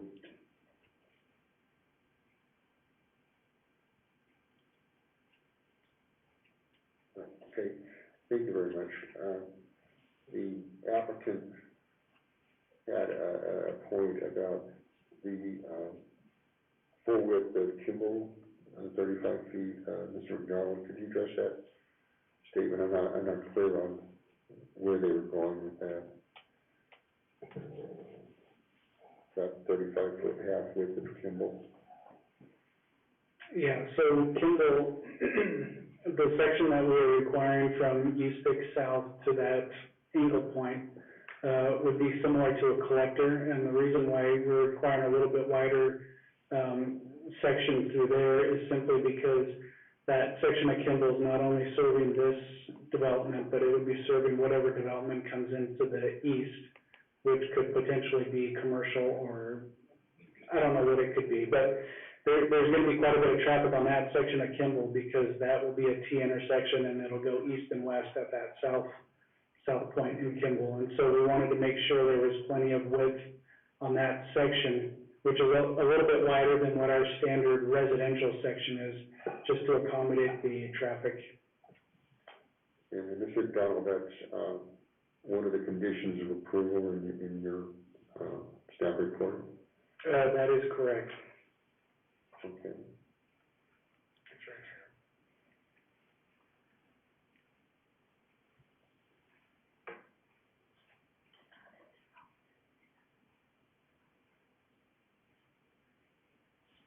right. Ms. Thompson, would you direct questions to me, please? I'll reopen the testimony for rebuttal if you had a question about that, but please direct them to me. Mr. Hearing Examiner, we will review the language in here. There may be it may not be explained clearly, and so we want to make sure that it's clear that the Kimball section, half of the road is required to be built by this development on their side of the property line, and then the other half is obligated on the east side to be built by that development, whatever ends up coming in on that east side. And that was simply what we want to make sure that that's clearly stated in here. And so we will, if that's the understanding that you have, then we'll move forward. Okay, allow Ms. Thompson comments on that. Yeah, Mr. Hearing Examiner, that I think we are on the same page, but the way it reads is it says that the applicant shall dedicate a public right-of-way of 70 feet, full width, along the Kimball Avenue alignment, and I believe that should be, and what Mr. McDonald just said is that it's half on our side and half on the property to, the commercial property to the east. So we should only be dedicating 35 feet on our side. And Mr. McDonald, That is correct, we have a typo in our staff report. okay, thank you very much. Thank you. And, with that, I will, close the public hearing again and, move to the recommendation stage.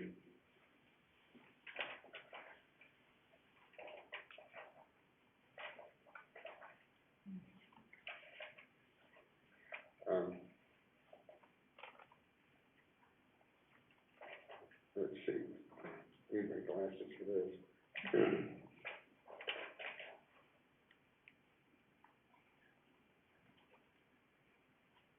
First of all, we'll look at the order decision for the annexation. I'm looking at page 13 of the staff report, case number ANN 21-4. And development of the subject property shall be consistent with all requirements, codes, rules, and regulations in the city of Caldwell, unless specifically stated otherwise in the development agreement in the order. I'm reading the wrong section. Let's back up. Findings of facts on the annexation. The Caldwell hearing examiner accepts facts outlined in the staff report, public testimony in the evidence list. All adopted city ordinances, standards, and codes were used in evaluating the application. Section 7, conclusions of law, the annexation. The Caldwell hearing examiner has the authority to hear this case and recommend to the Caldwell City Council that it be approved or denied. Public notice requirements are met. The hearing was legally noticed and posted, and the hearing was held and conducted under the requirements of Idaho Code and city ordinances. Section 7, recommendation for annexation.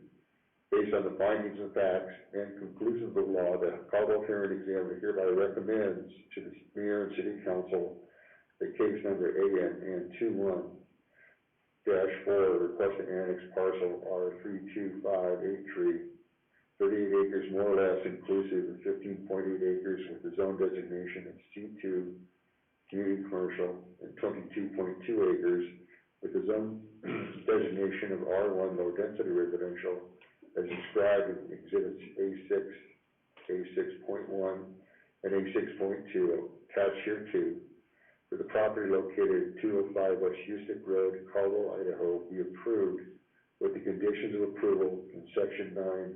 And in section 9, the order of decision, there are conditions of approval and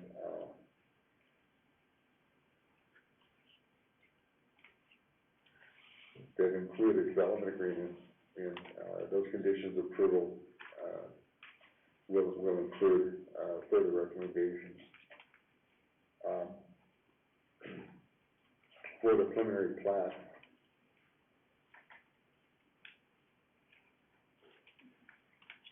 looking at page 15 of the staff report, section 11, findings of facts, preliminary plat. The Caldwell hearing examiner accepts the facts outlined in the staff report, public testimony, and the evidence list. All adopted city ordinances, standards, and codes were used in evaluating the application. Conclusions of law for the preliminary plat. The Caldwell hearing examiner has the authority to hear this case and recommend to the Caldwell City Council that it be approved or denied. The public notice requirements were met. The hearing was legally noticed and posted, and the hearing was held and conducted under the requirements of Idaho Code and city ordinances. Recommendation for preliminary plat. Based on the findings and facts and conclusions of law, the Caldwell hearing examiner hereby recommends to the mayor and city council that case number SUB 21P-01, request for a preliminary plat approval of Subdivision consisting of 38 acres, more or less, to be subdivided into 60 residential lots and 8 commercial retail lots located at 205 West Music Road, Caldwell, Idaho, is approved with the conditions of approval below. On page 15 of the staff report, section 14, we have order decision preliminary plat, condition of approval section 15, condition approval. And starting on page 15, there's condition 15.1 through, condition 15.17. I will add a couple of conditions approval to that. Namely, condition approval 15.18, provide an area for a future bus stop at Kimball and Mystic Roads with dimensional specifications directed from the Valley Regional Transit. This would be installed at the time that the Valley Regional Transit extends a bus line to this area. Item 15.19, the applicant has requested revisions to the recommendations from staff to the effect that the traffic count should be recalculated due to the findings of the traffic impact statement and for the dedication of funds towards development of the highway system in the area.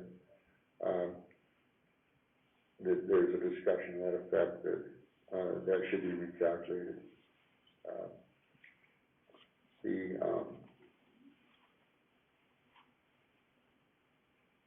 Along the same lines, and still part of 15.19, the dedication for the extension of Kimball Road south through the property from Houston shall be a 35-foot half width to make a correction in the staff report that stated otherwise.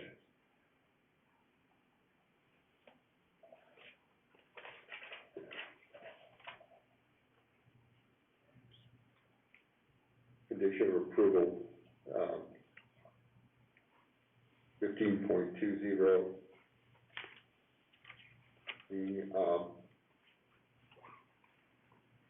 applicant shall complete the Houston Road frontage improvements during the first phase of development to include sidewalks, landscaping, to encourage commercial development, and any other part of that that is required by engineering according to the engineering staff report.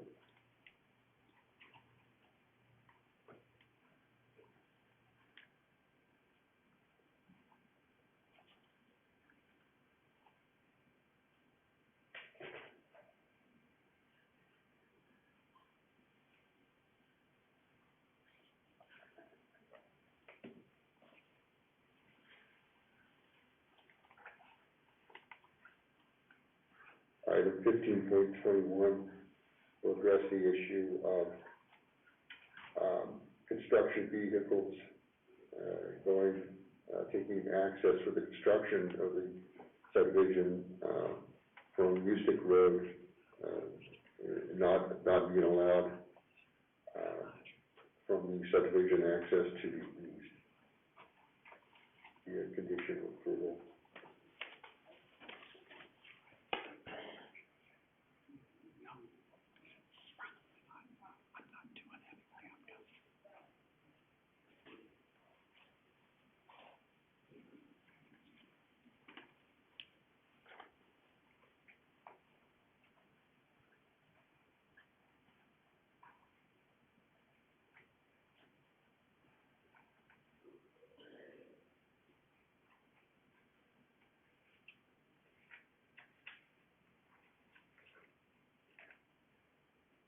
You have to forgive me. There's some new issues here that I was not able to review.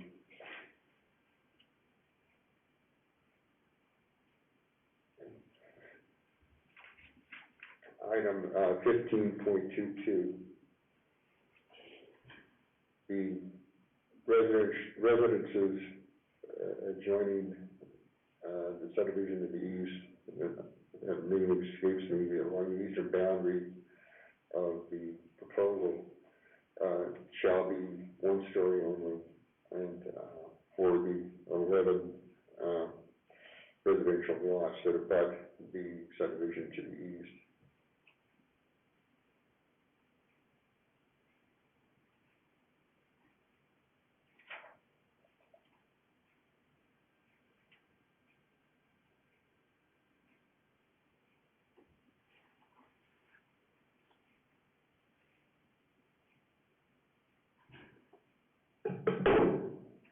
Mr. Herring, examiner, she stipulated to one story with loft, is that a no-go for you, or? No, the loft would be fine, I'm sorry, I left that at one story with the loft, on item 15.22. Okay.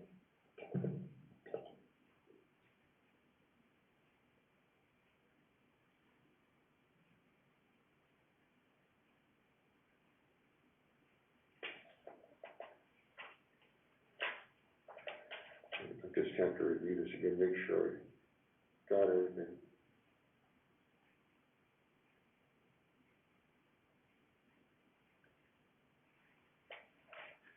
And that does conclude, the conditions of approval, the addition, of 15.18 through 15.22. And with that, that concludes the hearing, and this hearing is closed for the night. Thank you very much.